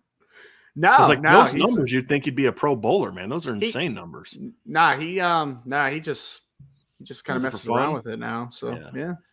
Not professional. But I don't know if I'd call that a sport or not. So somebody asked if I bowled 20th Century. I bowled at Morio's is where I bowled. Now 20th Century is one of the places where the league the way the tournament is they would have different rounds at the different alleys. So there was like Northland and Morio's. 20th Century was one. For whatever reason, 20th Century was the biggest alley in Lima. I was never very good there. Mm-hmm. I was good at Northland and at Morio's and places like that. There was another alley and I can't remember where it was, but yeah, my league wasn't at 20th Century. So yeah. I was also a really good discus thrower in track and field in high school. I never did any of those. Yeah. Never did any of those. So here we go. Here's another one. So here's from Benjamin Carchi. Here we go. Benjamin Carchi. I have always wondered how many reads does a college quarterback have on a given play, or does it depend on the play call? Depends on the play call. Yeah. And there's always a pre-snap read, almost always, unless the coach, there's signals you can give to, hey, we're locking this in, right? I want to run this no matter what. Well, like even with our quarterback, when we ran inside outside zone, we would always have a check option. Depending on the inside, some inside zone you want to run to the tight technique, some inside zone you want to run away from the tight technique. It just depends on, what type of inside zone you're running. Like when I was at Muhlenberg, we always wanted to run to the tight technique because we were an under center, downhill, just like a gap inside zone. So it was like open cross, get downhill. Mm-hmm. Other ones they call inside zone is almost like a mid zone, and so they want to run it away from the tight technique, so then cut back behind the tight technique. Yep. It just depends on what type you run, but there's always but the point is you'll check. If you're running outside zone, there's certain checks you'll have to check which way you're going. So you can give an east-west call, Ringo Lucky, whatever the call may be, to say, hey, where we're going to go with the ball. And then, of course, there's reads, post-snap reads, and all types of stuff. It just depends on the call. There's also some teams that kind of do a little bit more of half-field reads versus full-field reads, which will limit how many reads you're making, all that type of stuff. That's what a tight technique was. I'm sorry. So a tight technique in this instance is the A-gap player. Mm-hmm. So the tight to the center is what that meant. The tight technique to the center. So if you're in a alignment where there is a guy in a 3 technique, which 3 technique is the outside shoulder of the guard. Yep. And then the guy on the other side was a 1 technique, which is inside shoulder of the guard, or a shade, or nose. That would be considered the tight technique. So it was the guy that was closest to the center. Essentially is what it was. And usually to the strength call, usually teams just run the 31 front if they're running a 4-3. So there will be the 3 tech to the strong side, and then the 1 tech to the weak side. And we'd face some teams that did under, which would be flipped. And then we faced a couple teams that would go double 3s. and they would have stacked backers because then they were never good. They were just trying to be. I was about to say, I don't like that at all. They wouldn't stay in double threes. I mean, one guy'd Yeah. slant inside, but it is like, Sure. dude, this isn't having the effect you think it's having. But that would make some of our checks a little bit, okay, we had to change our checks because there was no tight techniques. You just look at, backers or where your tight end was or whatever the case may be and just go from there. Yeah. Yeah. We played a 5-man front when I was in high school a lot. We played almost just like a 50, like a 5-2. And we used to run a lot of 22 a lot because we slanted a ton because we were undersized and all that good stuff too. Yep. So, all right, let's get to some more here real quick. Let's try to rock and roll through these, Ryan. AGM Jim Boeheim said yesterday that Mike Brey has done about as good as you're going to do at Notre Dame. I don't agree. Do you? First 15 years of his career, I would have agreed with that. Yes. Yeah. The last part of his career, I don't agree with that. Like, especially the era in which, because Jim Boeheim knows what it takes to get best top players. Trust me, he knows. And it's not just his charm and recruiting skills, but when you look at Mike Brey's, I would say 4, 5, 6, 7, they were 13 years in the Big East. And then the first really 4 years in the ACC, they were really good in 3 of those 4 years. Mm-hmm. So I'd say the first 17 years, you're not going to get much better than that. In the 13 years in the Big East, and remember at the time, the Big East was really good. In those 13 years, they had 10 years of 20 or more wins. So he never won the Big East. But do you remember how good the Big East was back then and how deep the Big East was? I remember one year, like UConn won the title with Kemba Walker, and they didn't win I don't think they won the Big East that year either. They weren't that great of a regular season team that year. They just got super hot in the tournament. Right. I remember that year. Right. Yeah. Yeah. So, but they were always competitive. They always had good teams. He had that niche that he was good at. When he was in the Big East, they made the NCAA tournament 9 out of 14 years and went to an NIC semifinal one year. And then they had the 2 Elite 8 teams. I don't know if you're going to do much better than that at basketball in the era that he coached. Now, I will say this. If Notre Dame wants to be good at basketball, they could – I'll say this. NIL is bad for college football the way it's being implemented. Yeah. But if it's implemented correctly, it'll have a good impact for football, but it'll have a phenomenal impact for basketball. Because what you're going to have is if they do it right – you're going to start seeing some of these kids that are leaving as freshmen now, but don't have the game. They're going to get drafted in the top 15, but they don't have the game for the NBA yet.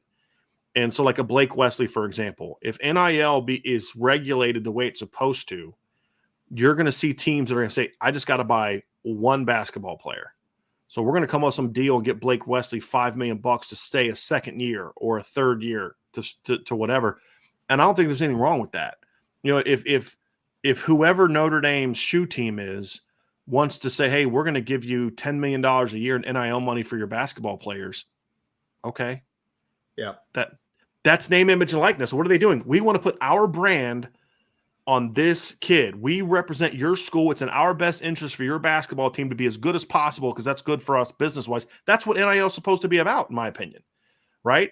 And so, but be above board with it. Don't use it as enticement to get kids, but you'll know, hey, Notre Dame hands out some money, and it'll be good for the sport as well. And I think that's where you could maybe get a few more JJ Starlings, who are also kids that care kind of about some things beyond just going to a place that's going to be a 5-star, that kind of thing. So I think to me, because Logan Thayer just said something that I've said before about basketball. He says the Notre Dame degree pitch isn't a compelling for one and done hopefuls. And NIL could bridge that gap. And that's exactly what I'm talking about because NIL can, number one, a big-time kid will come there knowing he's going to get a payout from Nike or Under Armour or Adidas or whoever, number one. Number two, that money can also help you to keep a kid longer than you otherwise might keep him in school. Hey, do you want to go to the NBA and you're going to make this amount of money, but you're going to sit the bench and your game's not going to develop? Or do you want to stay with me for 2 more years?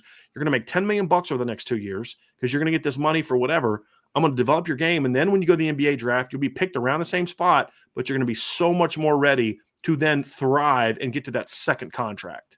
Yep. I think you're going to see some of that happen. Not a ton, because some kids don't need to stay in college. This is what I hate about the NBA rule about the draft.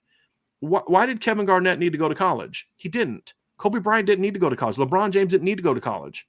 They were ready for the NBA. So let those kids come. And then, like, to me, I wish the NBA had the same rules as baseball. If you go pro out of high school, you can go pro. If you go back to college, you got to stay for 3 years. Yeah. Well, that makes a lot more sense now, this era of NIL, because these kids are going to get compensated and be taken care of to where if their games don't pan out or there's an injury, these kids are still going to be okay. And I've said this before, Justin Ross is the poster boy for why I'm a supporter of NIL done right. Because that kid came to Clemson, helped them win a title, was phenomenal. He would have made a lot of money in a year or two in NIL. Then the injuries happened, and he was never the same player. He couldn't go pro after his freshman year, wasn't allowed. And now he's, did he make a practice? He made a practice squad roster this year, right? I think did he even do that? Well, he'll never be the guy he would have been, but he still would have been able to come away out of college with a degree from Clemson and a good chunk of change to start his life on if the pro thing doesn't work out.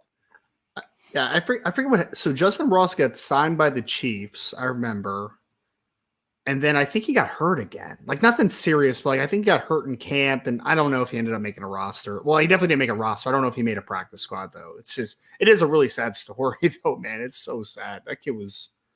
People don't understand how good Justin Ross was as a freshman, man. That kid was just dumb. Like I thought he was going to be the best receiver to come out in the draft in a couple years. Like I thought he was a for sure. He would have had a chance if it wasn't for the injuries.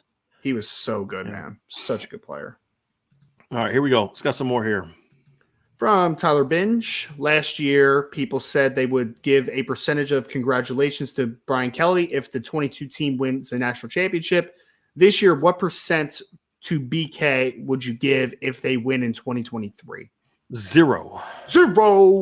Yeah, 0. Just because I'm spiteful, but also no, it has nothing. It's what would he have done to make this team a championship caliber football team in 2 years removed from his tenure? That's a great point. Did he get Sam Hartman? Did he bring back Harry Heastan? Nope. Did he all these things that you could look at and say he's not responsible for that? So no, I don't give him credit for that. Sorry, I don't at all. Yeah, I'd have had to give him some credit for this year's team, but I don't give him any credit for that. So sorry, he's 2 years removed. I'll give him credit for what happens at LSU this year. Yes. Yeah. So that's it. K. Grant, Brian, toughest defense you faced while playing. Ryan, toughest offense you faced, college or high school? Well, I mean, the team that kicked my butt the most, it was in college. We played the College of New Jersey. And TCNJ, huh? Just that day, man. My wife is a TCNJ grad. Yeah, we played at their place, and they kicked my butt, man. And it was AstroTurf. It hurt like heck. Yeah, they were pretty good. So Wesley was like a really highly ranked team the year we played against them, but I kind of ripped them up a little bit. So I had a pretty good game that day. Yeah, probably TCNJ. I mean, in high school, we played some good defenses, but I mean, they were high school defenses, right? But yeah, best defensive player I ever played against was Dre Bly. I mean, I've said this before. So yeah, he's best defensive player I ever played against. I see high school offenses. It's a tough one to say for a second because the only team that I'm really thinking about is we played against a team called Palmyra High School here in New Jersey that. They had a wide receiver named Karan Pratt when I was I think we may have been the same grade, but he ended up playing at Rutgers and then he was on the Eagles practice squad for like 2 or 3 years. They ran just like this college spread offense in high school, like where they were just better athletes than most of the team that I was on, right? Like they just were getting in space and it was a headache because they could all run. Their running back was a all-county, all-South Jersey hurdler in the 110 high hurdles. They had Karan Pratt that play in the NFL for a little bit. Like they were just that type of team. I think college-wise, I mean, Salisbury in the triple option's not fun. Like it's not fun. Wasn't fun to play in either for me. I'll tell you that right now. I mean, I mean, I actually kind of enjoy playing against a triple option sometimes, but Salisbury, I mean, if anybody knows Salisbury, like they run it very, very well, which is why they've been successful. When did you play? How many years did you play at Frostburg? I only played it 1 year at Frostburg, so I was 2011 at Frostburg. 2011? Yeah. So that was after I coached against them, but they had some athletes. Yep.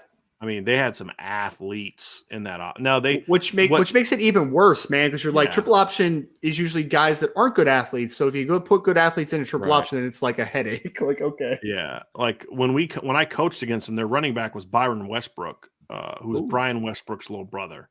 Yeah, and they had a quarterback named Dustin Johnson, who was he was a Division I caliber athlete. He just, I don't know if he didn't have the grades or what, but he was really dynamic. So yeah, they had some athletes, but they beat us in 05. They beat us in the regular season, but I told you this, in 04, I coached at that place against them, and we put in work on them. So that was the one game all year where the head coach basically just said, whatever Driscoll tells me to do, I'm doing. We put work on him, buddy. Beat him 35-24. So, and when I was on Frost, sorry, go ahead. Finish. Oh, it's all good. I was just going to say, when I was on Frostburg, we also weren't very good, and Salisbury was good. And Frostburg's good now. It's weird. Yeah, well, when I played against Frostburg, the 1 year I started against Frostburg, they were really good, and we weren't. Yeah. But we played them in Raven Stadium, and the field was a mess because it was the year after they filmed the replacements on that field. And so they scored late, and they were going to go kick the extra point to tie, and we jumped off sides. And so they decided to go for 2 and got it. And then we got the ball back, a couple minutes left, went down the field, completed a few passes. We got in field goal range, spiked the ball. And I think I've said this before, my roommate came on to kick it. And the kick, it was way worse than the kick from the Ohio State kid. Way worse. So bad. Way worse. And we lost. But I had a pretty good game. A pretty good game in that game against Frostburg State. So I still have the highlights somewhere, but it's just it was the all 22 version, so it's like way up there. Nice. You really can't see it, but yeah, we should have won that game. It was kind of cool because there was a throw I made in that game where I threw it and I got hit in the chin as soon as I got through the ball. So I'm laying on my back, and it was a deep ball up the sideline, and so I'm looking at their crowd, our crowd, their crowd, our crowd, and then our crowd went crazy, and I was like, oh. Either he threw a flag or the guy caught it because I didn't see it. I was laying on my back looking up, looking at the sky. So, but yeah, they were a good team. They were a good team back then. Bobcat Pride, baby. Yeah, we should have beat them though. If we had a kicker that didn't choke. Oh, Paul, you're killing me, dude. All right, here we go. From Rob Tidoff, Brian and Ryan. If the new men's basketball coach is between Shaka Smart or Thad Matta, who should be the choice? I don't follow either coach. No, can I go other? Yeah, I really haven't followed. I mean, so Shaka Smart used to be at VM. He was at VCU, right? I think he's at Marquette now, right? Yeah, I don't follow college basketball as much. I just follow what Notre Dame does, win-loss records. So yeah, he's at Marquette now. So and he went to Texas and didn't really do that great at Texas, and now he's at Marquette and he's okay, but. He was at VCU though, right? At one point, yeah, he was Smart. They had that great defense. They had that one semi. They made it to Final Four 1 year with him as their head coach. But no, I'd pass on both. Honestly, I'd rather go with some young up and comer. Some give me Sean Sweeney, give me Chris Quinn, one of those guys. Would much rather have one of those guys than a retread. To be honest with you. Bring some energy into the room, some recruiting swagger. Yeah. I mean, honestly, I think they need to do the NBA thing. I mean, because Chris Quinn's an NBA assistant, Sean Sweeney's an NBA assistant. So to me, I think that those are the kind of guys that I would prefer to bring in, or some really good coach at a smaller school and say, hey, let's go get those guys and have some success. That's kind of what I would rather see them do, as opposed to bringing in an older retread kind of guy. I don't have any interest in that, to be honest with you. I think usually when you make a coaching change, you have to go the opposite, right? Like I think of Mike Bray was like the veteran coach, right? Like a little bit of an older guy. I think going the opposite a little bit is, mean, you still want to get a guy that's highly qualified, obviously, but like the young energy, I think, is what you're trying to bring into the room right now. Right. Agree. And that's kind of to me where I would want to go with it. So yep. Yeah. Yeah. So it'll be interesting to see who they go after. There we go. From Max Ott, got a question here. Max Ott, who is your pick for the returners, kick and punt returner next year? Excuse me.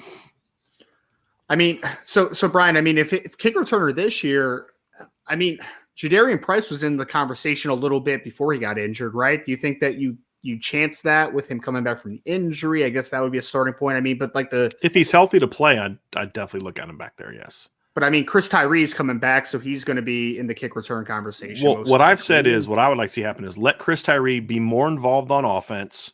Mm-hmm. Getting 8 to 10 touches a game in the pass game, run game, things like that, and then let Jadarian Price or Jeremiah Love, like one of the younger backs that you want to get more playing time, get back there. Punt return, Jeremiah Love is also in that conversation. Look, I would strongly consider one of the freshmen for that. Honestly, I'd give Jaden Greathouse a chance at that. Would be a guy that Caleb Smith could return punts. That would be another one. We're talking about the high school version, not the Virginia Tech version. No. And there's a couple DBs who might not be bad punt returners. Jaden Mickey was a pretty good punt returner in high school. Benjamin Morrison was a pretty good punt returner. I don't know if I'd want to expose Benjamin Morrison to that. Micah Bell, maybe. He'd be one. Christian Gray, maybe. I mean, there's plenty of options. It's just about finding the guy that you trust the most. Christian Gray was a sneaky good return man in high school that not many people talk about. And he's got athletic profile that he could probably do it a little bit too. So, yeah.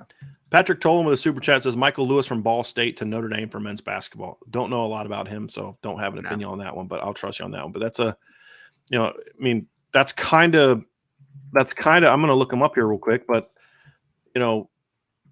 he's 45. He's been at Ball State this is his first year. He was an assistant at UCLA. They're 12-5 right now. He was at UCLA, Nebraska, Butler, Eastern Illinois as an assistant.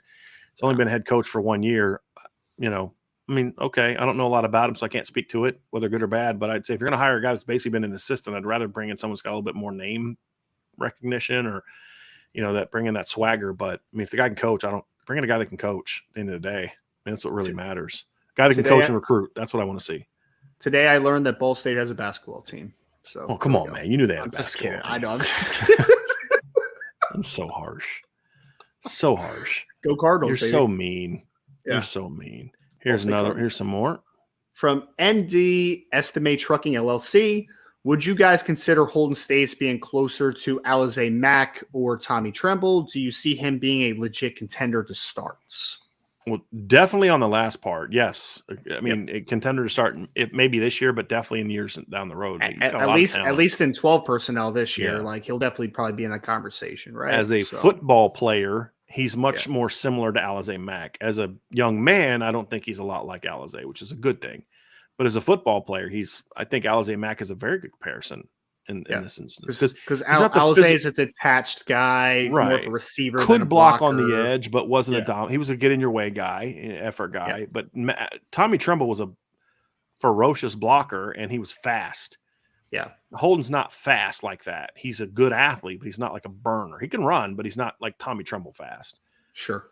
So Alize is a very, very good comparison, in my opinion. Tommy Tremble, a little bit more focus. I remember when Tommy Tremble came out of high school, I did not expect him to be the blocker that he became, man. No. He knocked people out his last year. I thought he'd be a really good pass catcher, but not. He was a great blocker at the end, man. That final year, he was putting dudes in body bags. Like he was, Somebody just said, because I said I didn't want an older retread guy. That Rob Tenoff said, Dad Mott is only 55. I'm like, only 55? Bro, that's not young. And he's had some health issues, but he's a good basketball coach. That's the guy that was at Ohio State for a long time. Yes. Dad Mott. I'm good. I'm good. I'd rather see someone who's a younger coach get that opportunity. That's just my 2 cents. But again, if it's a guy that can coach and recruit, then that's what I care about at this point in time. From Blake Kajar? It's Kajar is my best crack at it. Question: how do you see the safety position playing outside of the three returners? So those three returners we are talking about is Xavier Watts. We're talking about Ramon Henderson, and we're talking about DJ Brown. DJ Brown. Yeah. I mean, I mean, Brian, into the room, you're getting 3 freshmen coming in, right? And they're going to be a part of the conversation. You have Ben Minich, you have Adon Schuler, who are both early enrollees as well, which will be, putting themselves in the conversation. Brandon Hillman's not going to be here until June. But you do have 2 new safeties into the room that are going to be able to have a conversation into the piece, right? Because they'll be here in winter, in the spring. I expect them to compete because they're both very competitive players, right? Do they crack into a 2 deep year one? I don't know. But otherwise, you have to start thinking about, is Clarence Lewis a safety option for the depth and the ability that he has? Is Ryan Barnes an option? I feel like you almost have to consider one of those corners to go to safety unless you're really just happy with what you have with Schuler and Minich as early enrollees, right? That's just kind of my initial thoughts. Yeah. Yeah. I got nothing to add to that, Ryan. You nailed that. Let's get another one from Max Ott. Here we go. Under Armour contract expires soon. What brand would you like to see representing Notre Dame? Anybody but Nike. I don't really have too much of a preference. Wherever they get the best deal, honestly. What I would consider doing is I actually like Under Armour's gear. From what I hear, though, the cleats aren't good. So I would maybe, hey, you want to stay with us? You don't like the click-clack? Well, no, not that. What I've heard is the quality of the cleats isn't good. There's some concern that's part of the reason Notre Dame's had a lot of foot and Achilles injuries since it.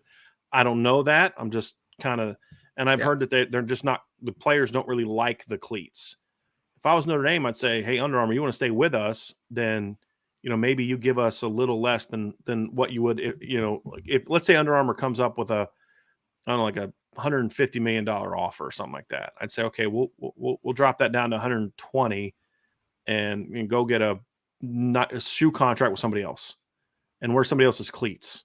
I'd consider that, but that's a practical thing. You talk about the money, but it's a practical thing. If the cleats aren't good and the players don't like the cleats, then you need to figure something out, or you got to tell Under Armour, if we're going to sign with you, we need to know that you're going to invest X amount of dollars into R&D to figure out why your cleats are causing these problems, right? And to make a better cleat. So I don't know if that'll happen. I've made my stance on Nike very clear, and it's not because I dislike Phil Knight. I dislike their business practices and the manner in which they make money and the people that they have to buy their shoes, and the fact that they charge hundreds and hundreds of dollars for sneakers and take part in the business practices that they do to get the shoes made. I have a big problem with that. I did like Nike cleats when I was playing, though. They were nice. So did I. But at the time, I didn't care about that stuff. I just cared about what looked good and what felt good, and it was a quality cleat. That's all I cared about. As an adult, hopefully we all start taking a little bit more interest in things that impact our world a little bit more, and using we won't get into that because we'll do politics. But I want no part of Nike. I haven't bought a piece of Nike gear in a long time, and if Notre Dame goes to Nike, I won't be buying Notre Dame gear. Most people don't care. That's fine. I do. So anybody but Nike, or any Jordan brand. What about Jordan brand? It's Nike. It's still Nike. You know what I mean? Sure. That's a good point. Jordan Schreiber. Here's one. Here's an interesting Jordan Schreiber. one. I am grateful CJ Williams did not commit to Notre Dame. Of course, that's former USC wide receiver that was once committed to Notre Dame that is now at Wisconsin. Why do you think Notre Dame was pushing for him? I don't think that they were really. Look, here's the reason they recruited him. They want another receiver, numbers-wise. And they're familiar with him and all that. They wanted another receiver. They did not ramp up oh my God, we want this kid so bad. They didn't. That there wasn't a push. And I talked to some people that were in part of this, and they're like, we didn't really. We like him, but it wasn't like a let's beat down the door and beg him to come here thing. Right. So I personally am also glad that he didn't come. I think I made that clear. I think he was a really good football player coming out of high school.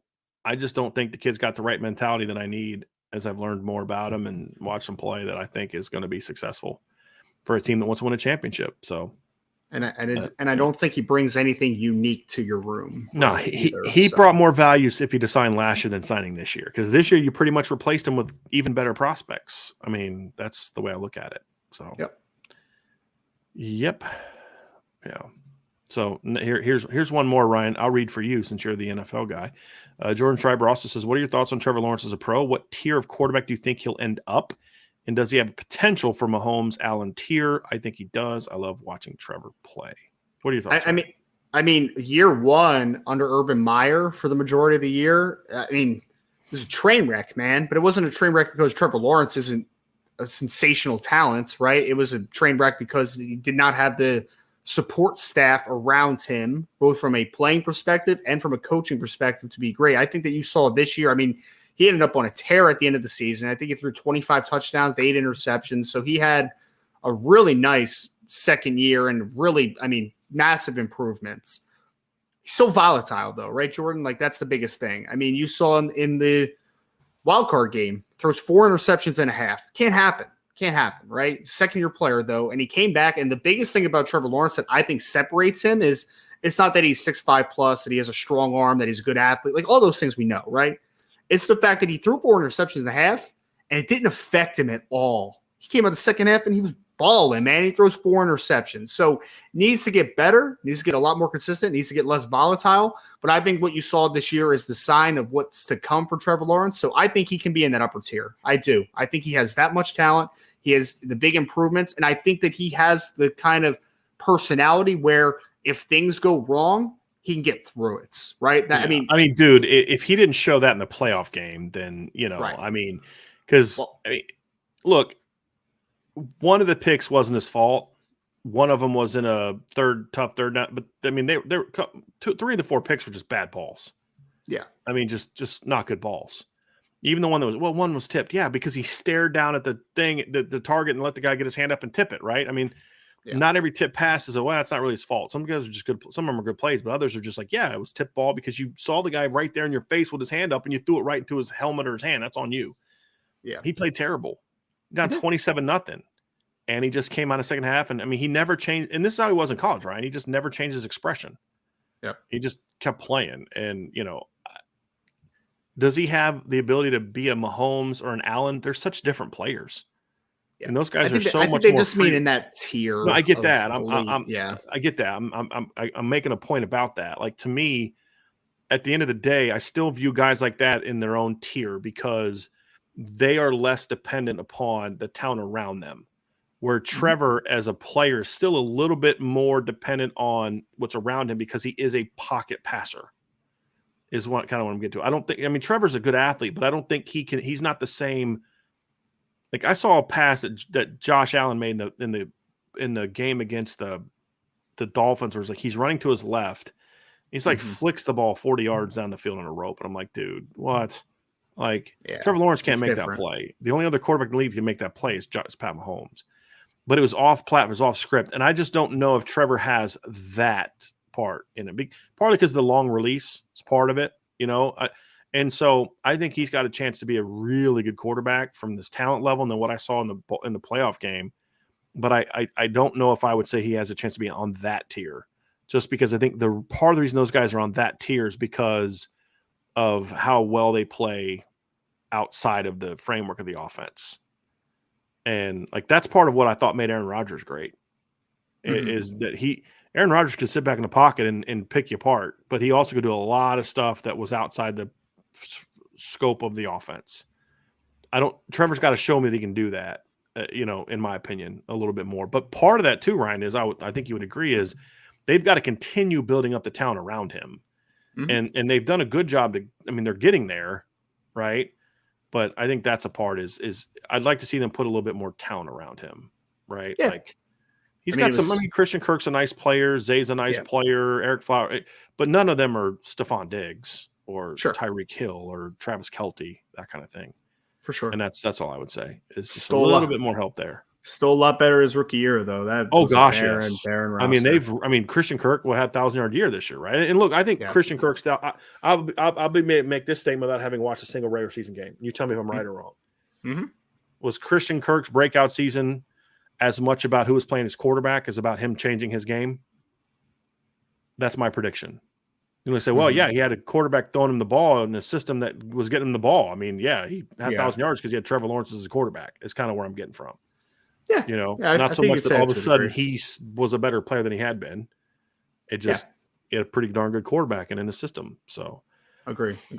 I really do love just the perseverance, though, from Lawrence. I really do. Because, I mean, you're talking about the playoff game, but last year as a rookie to be dug in the hole with Urban Meyer and the lack of talent around him, like that could kill some guys, man. Like that could kill David confidence, Carr. and it did not. David Carr. I mean, that's a perfect example.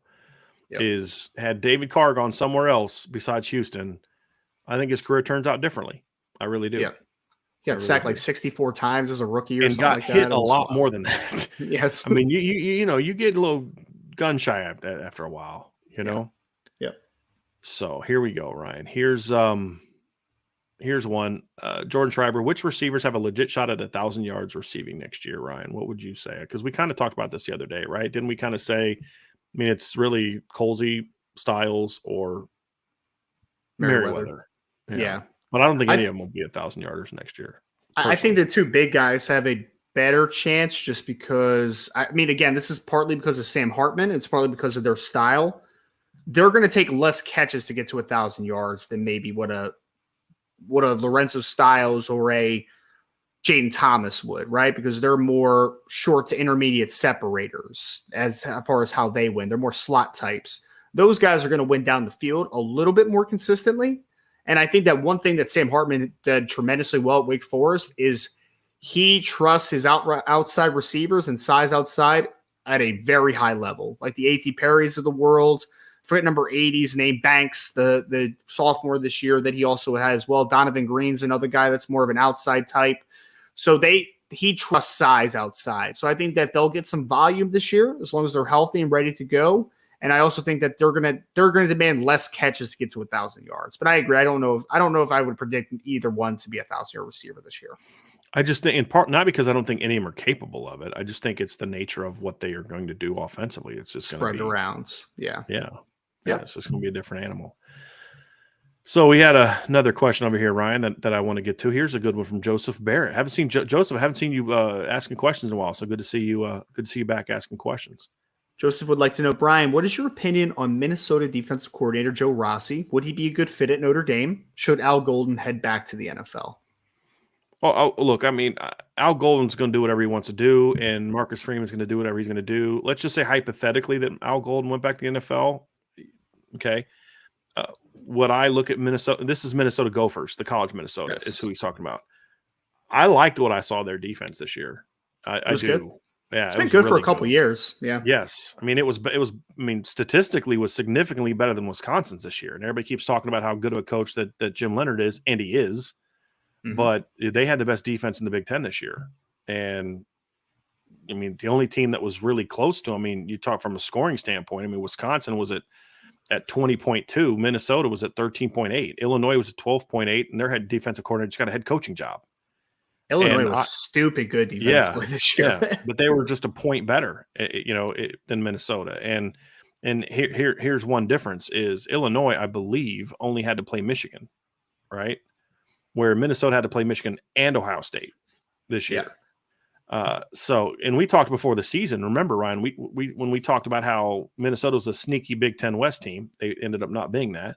But part of the reason was, man, their schedule was brutal. Yeah. And still only gave up 13.8 points per game. So I thought he did a great job. He's a Pittsburgh guy, which I like. Their total defense they gave up less than 400 yards per game, which is pretty good. And I'll ask you this, Ryan, because you pay more attention to the personnel than I do. How many big-time NFL players did Minnesota have on their defense this year? I can't even think of anyone. I mean, they have the middle linebacker number 55, whose name's escaping me. I think he was in like the Marin kid. He was in a low-end, all-star game this year. I think he might have been in the Hula Bowl or something. They don't have anybody substantial. They actually lost decent amount off the team last year. I mean, they had the edge that went in the second or third round last year. His name's escaping me as well. He was a good football player.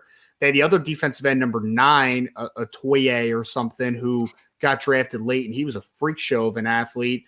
They lost Jack Gibbons, who made a team as a linebacker from that team as well. I mean, there's no Antoine Winfield Jr.'s on that defense this year. It's just they don't have any. Now, here's the thing to consider. The caveat to this is, and this is what I've said about other Big Ten defenses, part of the reason the numbers are what they are is they're a little inflated or deflated by the fact there's just not a lot of good offenses in the Big Ten. How dare There you just insult isn't. Rutgers? How dare you? So I mean, you just have to look at that and be honest about that. So you're going to say, hey, he's not coming to Notre Dame against the schedule Notre Dame's going to play and holding teams at 13.8 points per game. Be nice, right? though. It'd be great. I mean, he's going to have better players, but the schedule's ramped up. There's just too many good offenses on the field. Yeah. And so to me, that's something you have to look at as well. But even if it's 17 a game, that's really good. And that's the caliber that can win you a championship. But he's a Notre Dame, and I've been told this by somebody. He's a guy that grew up a Notre Dame fan, so there's going to be that kind of love for them as well. And he did it, Ryan, without being a super disruptive defense. I mean, their tackle for loss numbers and sack numbers were awful. Yeah, they're just sound. They were just sound and in great position and just didn't make mistakes. Smart and kids. So, like, if you watch the Michigan game, I mean, I remember watching that game thinking, like, these guys he just doesn't have players.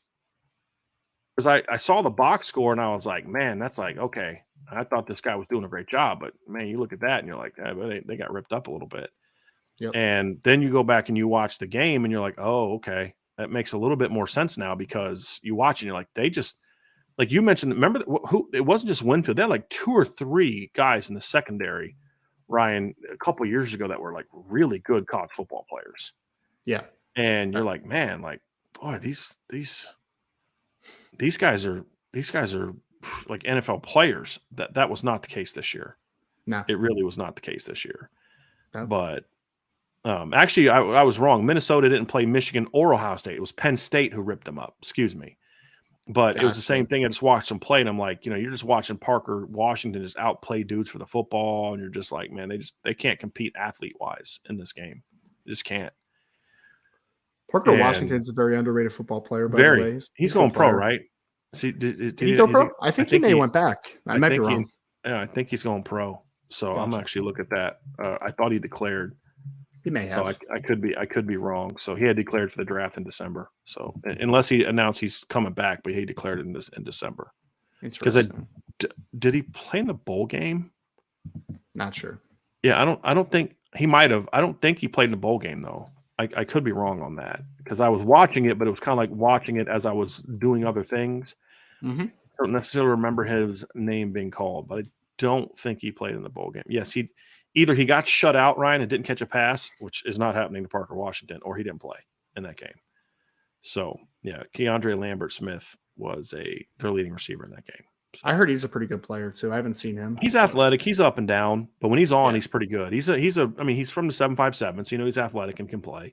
Sure, but it's just consistency. I think he's going to really flourish if Drew Allen, because he's a kid that I think can really stretch the field and do some things. Mm-hmm. And to me, a quarterback with a little bit bigger arm will make him a little bit more effective, in my opinion. Yep. So, Mark A1 asks this. Thank you for the super chat, Mark. He says, any news on how Hartman fitting in with the Notre Dame players? Mark, they arrived Tuesday. Yeah. So, like, he hasn't even finished a week yet. So, I don't mind answering this question. And it's a very important question. A very important question. We talked a lot about this in the show on, was it Tuesday? We talked about quarterback play. How he fits in with the players is important, Mark. So I'm not poo-pooing your question at all. It's a very important question. But I don't care how he's fitting in after 4 days. If it's great, well, okay, it's 4 days. If it's not great, it's 4 days. So I think when we kind of get through the end of spring, I think it will tell us a little bit better gauge on just how well he's fitting in my opinion. But yeah, so that's a good question, but just too early. Yeah, I'll say very important question, Mark, but just the timing is way too soon to ask it. So just as closer to spring ball. Yeah, right? I would say honestly, the end is probably the best time because let him go through the sort of the grind of spring ball and coming out of that. But yeah, even going into spring ball, if he's already kind of started to get the room on his, to trust him, that's a positive sign. And then if he comes out of it with that being even stronger, that's a great sign.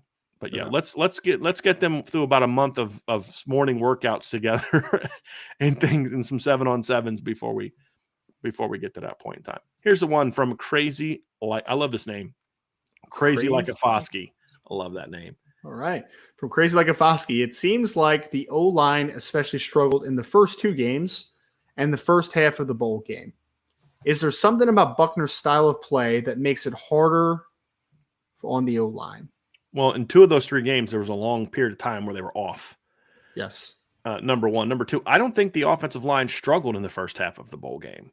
Mm. I don't think they struggled. I think sometimes people look to a lack of success as the line struggling. Go watch the game. South Carolina was saying, we're not going to let you run the ball on us. You're going to have to beat us throwing the football. And, they didn't play a great first half, but they didn't struggle. There's a happy medium that they were solid in the first half. Not great, not bad, not they were solid. I didn't think they struggled. So I don't think it had anything to do with Tyler Buchner. I think it had to do with you hadn't played in a month, and they were throwing a lot at you schematically. So, for example, they didn't play as bad in any of those games as they played in the second half against Navy. So what was it about Drew Pine that made that an issue? It's not. It's just they didn't play well. So, and that's not what he's saying. I think it's a fair question. He's not saying, what is it about Buckner's? Is there something? I think where Buckner's playing style could hinder the line's performance is they will tend to give up more sacks with him at quarterback because he'll hold the ball longer at times because he's a playmaker. Hey, hold it where Drew may check it down or take off running. He's going to try to run and get out of problems that maybe another quarterback will just get rid of the ball quickly or whatever. That leads to more sacks. But it's not necessarily the line giving up more sacks per se. Right. It'd just be more sacks happening because it's solid play. But I don't think Notre Dame's issues in either of those first 2 games were about Tyler Buchner. They were more about first couple games with the new coach, with guys in new positions, and your veteran captain did not play the first game and was clearly limited in the second game physically. It wasn't the same player. I think it had more to do with that. But they quickly got going in the bowl game. I mean, like you said, second half, I mean, they're down 21-7 by the end of the first quarter. And then they outscored South Carolina, 10-3 in the second quarter? Because like 24-7 17 going into halftime. And then, of course, dominated the second half. So I think it had a lot more to do with just kind of normal getting caught up in the flow of the game. And I would also say in that bowl game too, I mean, your defense wasn't playing very well in the first half either, right? So the offense wasn't on the field like a ton, right? Earlier in that football game. So I think there's context to everything. They did have a really nice drive, kind of going into that first scoring drive. You know what I mean? So no doubt. And I think another thing too, Brian, on top of just that maybe Tyler will hold the ball a little bit more because he's a little more of that magic man, I guess, against chaos. It's also the fact of he's also going to throw the ball more than Drew Pine is going to throw the ball. Yeah. Right. So just a volume perspective as well. More opportunities. Agree. So let's get to this next question here. We have a super chat from Brock Fonville. Here we go. Fonville. Great name, by the way. How do you guys predict Marcus will handle this season? And do you guys think it is possible to go 12-0 with CJ out, USC's poor defense, and Clemson a little down? I mean, I guess my question would be, what do you mean by handle this season? Like, are we saying like handling the players, handling the stress? Like, I think that's it's almost kind of like you're saying, like, well, the 3 good teams on the schedule aren't that good anyway. I strongly disagree with that. Look, this is how good teams are. Sometimes you're not as good on one side of the ball because you lose a CJ Stroud. Right. But they're going to be a lot better on defense next year, in my opinion. They're going to be better running the ball next year, in my opinion, because Travion Henderson and Mine Williams won't be banged up most likely won't be banged up like they were this year. You get the best 1-2 punch. And look, the best 1-2 punch and receiver is not at USC next year. It's in Columbus. Oh, easy. With Emeka and Marvin Harrison. So they're going to be fine, right? They're still going to be just as good as they were last year. They're just going to be different. Just like Georgia. Georgia was not as good on defense this year as they were last year. They had to win some shootouts. They had to win some games because of their offense. But they were still every bit as good of a team because they went on. I mean, look, the great team that everybody said last year, this is one of the best teams ever, and blah, blah, blah. Well, that great defense, one of the greatest defenses ever, just got annihilated in the SEC semifinal against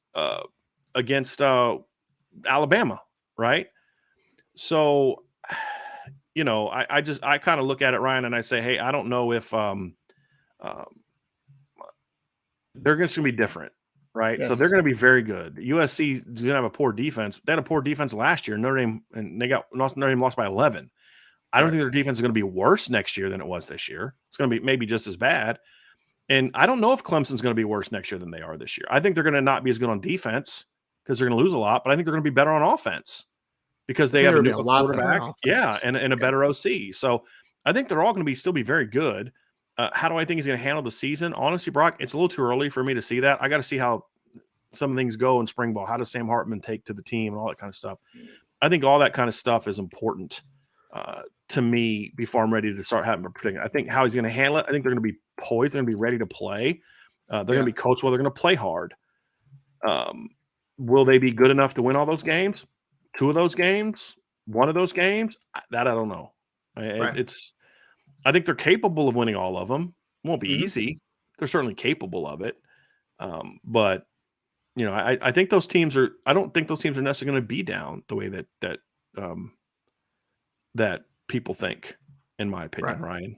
So yeah, I agree. I mean, I think Clemson's going to be an interesting one, man. They're going to be an interesting one because again, yes, the defense takes a slight step back. Is it going to be a massive one? I mean, we'll see. We'll see what happens there. But I think their offense is going to be substantially better from the get, right? Like I think Garrett Riley coming in, having a quarterback that probably fits what you want to do a little bit better is going to be massive. And they didn't lose a ton. I mean, you lose Jordan McFadden, but you still have Marcus Tate coming back. You still have the right tackle Miller, who I know did pretty well as a freshman.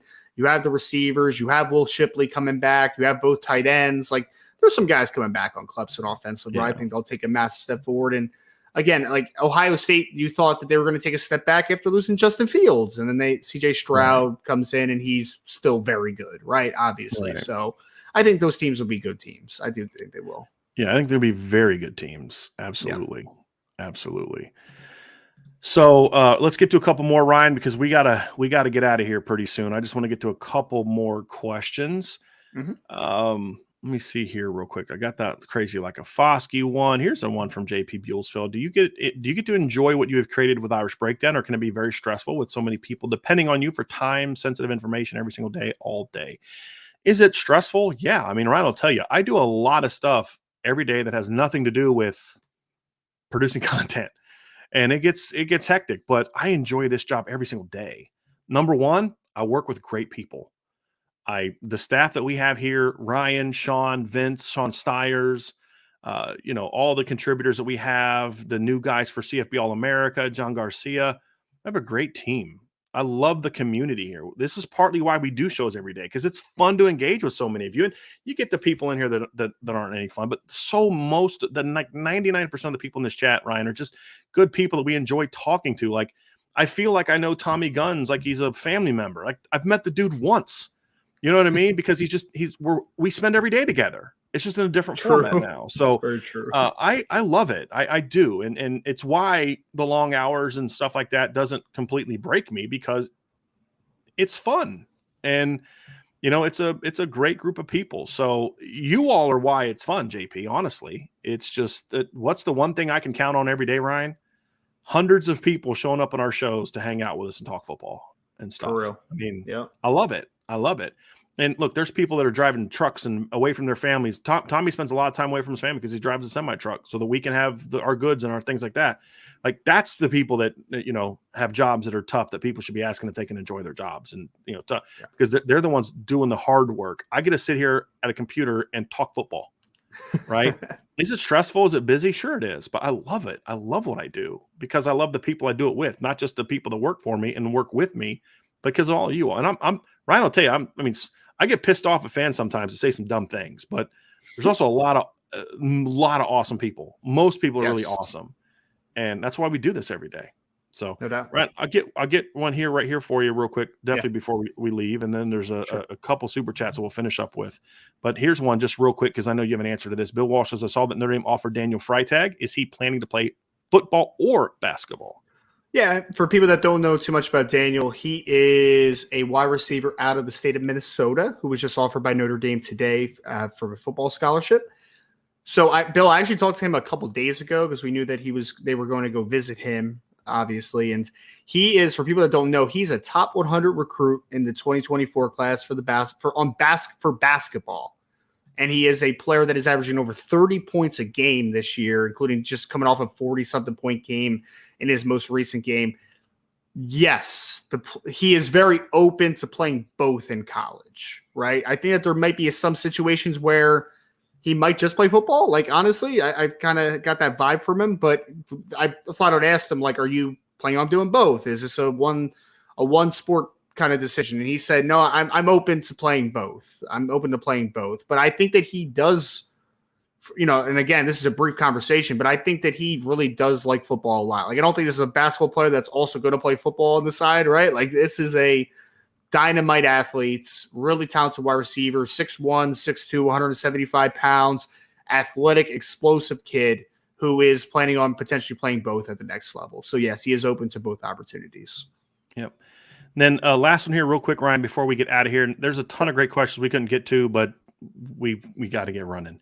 See, Ryan made the promise that, hey, we're going to be here as long as you guys want, and then he's the one that has to leave, right? Don't you hate that stuff? Sorry, man. You need to blame Juliet. From Jason Rose. Hey, guys, how would you rank the running back duos between Blake Corum and Donovan Edwards, Nicholas Singleton, and I can't remember how to pronounce that kid's first name. Katron, and then Estime and Logan Diggs and Audric Estime. How would you rank those duos? See, here's the thing. Notre Dame, if you just look at their top two, does not have the best running back room in the country. What I have said that makes them so good is that they go way beyond 2. 3, 4, 5, right? 6. Because those teams only use 2. Penn State only uses 2. Notre Dame uses 3. Yeah. And their third back produces, like, total yards, I believe Notre Dame's trio produced more than Penn State's top trio.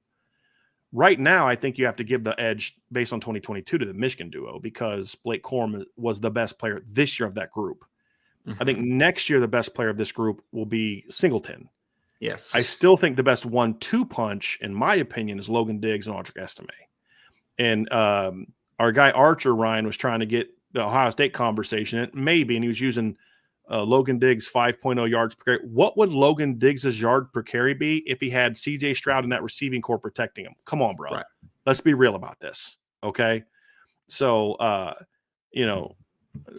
but Ohio State's, if they're healthy, will be in that conversation next year as well. There's no doubt. Yeah. If Travion Henderson and Mine Williams are both healthy next year, they're in the conversation as well. But this trio, as far as the duo, I'd say based on 2022, it's Corum and Edwards. Projecting into 2023, I think that comes down to the Penn State duo and the Notre Dame duo. Is to me is every bit as good as the Michigan duo, in my opinion. Yeah, so especially, I mean, if you're projecting the 2023 as well, I mean, Blake Corum's coming off an injury too, right? So, like, I would assume that he'd be good to go, but we'll see what happens. This is a tough one, though, Brian, honestly, for me, because these are so different styles of duos, man. It's like you have Audric Estime at 230, Logan Diggs, the small guy at 214 pounds, right? It's like those are two big backs. Singleton's a big kid. Katron Allen is like 200 pounds. He's not the biggest kid. And then Corum and Edwards Corum's stoutly built. Like, he's got a thick lower half, but like those guys are both around 200 pounds. Like, they're not big guys at all. You know what I mean? So it's a little tough for me. A little tough. Yeah. So the reality is all three of those teams are going to have really dynamic duos next year, as will Ohio State's. And it's kind of like pick your style. It also factors in too, Ryan, which style of play do you like best? Because they're kind of different. I think the Penn State Notre Dame duo are a lot more similar to each other than either of them are with the Michigan duo, which is more slashers and make you miss kind of guys. So, and I think the Ohio State duo has a lot to do. It's very similar to that group as well. But what makes Notre Dame's backfield so good is that you can't stop at 2. That's the problem. So Chris Tyree, Jadarian Price, Jeremiah Love, Jabron Payne, like it's a deep room, man. Yeah. I told my one scouting buddy today, Brian, because he loves Audric Estime already. And I was like, hey, man, Jabron Payne didn't get hurt. He might be the guy that you're talking about right now, as far as like the lead. You mean Jadarian Price? Jadarian Price is what I meant. Yeah. Yes. Jadarian Price didn't get hurt. He might be the guy where you're like, oh, man, who's that freshman for Notre Dame? You know? So. Exactly. And last one here, we had a super chat from Charlie Weiss's last belt loop. I don't know what to say here, Charlie. I heard Lyle Alzado was one of the toughest guys walking the planet in his prime. Steroids helped, including stories of him kicking the Barbarian Brothers' butts at Gold's Gym in Venice. Thoughts? I was born in 91 that's a little bit before my time as well. Like, he was great. I know. Like, They had a bunch of those dudes back, man. They had like the was it John Banasack was a big defensive end back then too, right? That was just like a bad dude. I know Lyle Alzado was a bad dude, but to your point, Zeta was roided out of his mind, right? Yeah. And obviously it had some long-term repercussions as well. Right. So Right. I remember him more for his acting than I do him as a football player, just yeah, as far as my age. And I know he played against the Broncos teams I rooted for, but that's a little bit before I was old enough to remember the other team, yeah. so it's a little bit before my time. But Well, who would you say is the baddest dude that you can recall, like legitimately? the baddest dude, meaning like Yeah. just the most dominant. I mean, it's Dude that Reggie you wouldn't White. mess with. Dude It's that you Reggie wouldn't White mess or with. Lawrence Taylor. I mean, one of Yeah. those two. I mean, pick Yeah. one. That's a good They're one. different players, but Reggie was just a power player. Lawrence was the most explosive edge player I've ever seen in my life. Yeah. And that's all due respect to Derek Thomas and guys like that. He was he had the best first step I've ever seen in my life. Yeah. And then the guy with the strongest defensive lineman I've ever seen in my life was Reggie White. I mean, that was just his slap. I mean, he could just take a 320-pound offensive lineman and just throw him. Man. I know. He was because he was not a super explosive athlete, Ryan. It's but one of the best was highlights of all time is him in the Super Bowl against the Patriots, where literally just did the hump move on that one dude and just like threw him. I'm like, that guy's 300 pounds, man. Like, it's wild. Yep. No, and that was to me the golden age of edge rushers. That 80s to early 90s when you had like the Bruce Smiths and Neil Smiths and Derek Thomases and Mark Gastineau for a time was in there, and I mean there was Howie Long. There were so many great edge rushers back then. That it was the golden age of pass rushers and it was also to me the golden age of quarterback play as well. I mean, there was like 20 really good quarterbacks in the NFL back then. So to where a guy like Ken O'Brien is a top 10 NFL quarterback now. I mean, that's how bad quarterback plays in the NFL beyond the top group. Where back then nobody talked about Ken O'Brien.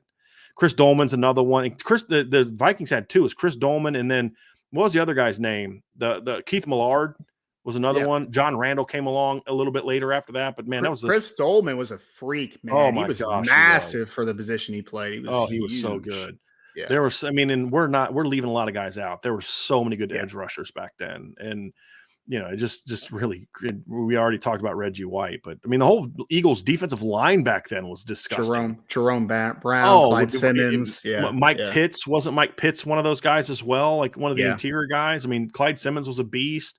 Jerome Brown, had he not passed away, was a star. Pat Swilling, John Randall was a little bit later, but Pat Swilling was that Saints out linebacking core, because Pat Swilling was technically a linebacker, but it was that 3-4. Vaughn Johnson, Sam Mills. Man. Just a great. Who was the other one? Vaughn Dunbar. No, it wasn't Vaughn. It was. Vaughn Johnson was one. Pat Swilling, Sam Mills, and Ricky Jackson. Ricky Jackson, that was the other outside guy, I believe. Yes. Yeah. They were called the Dome Patrol. So they were really, really good. Yeah, Ricky Jackson and Pat Swilling were the outside guys. So it was a golden age of edge rushers, because you had to be, because it was the golden age of quarterbacks. I mean, you needed that because of the other, cyclical world. Redskins had Charles Mann and Dexter Manley. I mean, we could spend all day, but Ryan's got to go. We could literally spend all day talking about how many great pass rushers there was in that 80s, 90 era. It was really phenomenal. It was really good. So just some of the all-time greats. So anyway, everybody, that's going to do it for today's show. Thank you all so much for being with us. We'll try to start doing some of these Friday shows. We're even thinking about maybe moving it up a little bit to noon, so we can have maybe a little bit more time to answer these questions, but we'll see how it goes. But so many great questions, and I'm sorry that we couldn't get to the ones that we that were on there that we couldn't get into. Appreciate y'all so much. We'll be back tomorrow for our RTCF show. Sean Davis and I, and of course, next week we're going to have another jam-packed bit of shows and news and articles and all that. So make sure you're staying up with us, folks, at irishbreakdown.com. Also, the message board, the boards on irishbreakdown.com. And as always, like, subscribe, hit the notification bell, share this podcast, give us a 5-star review. Check out our CFB Nation channel as well. Love y'all. Thank y'all so much. We'll talk to you again very, very soon on the Irish Breakdown podcast.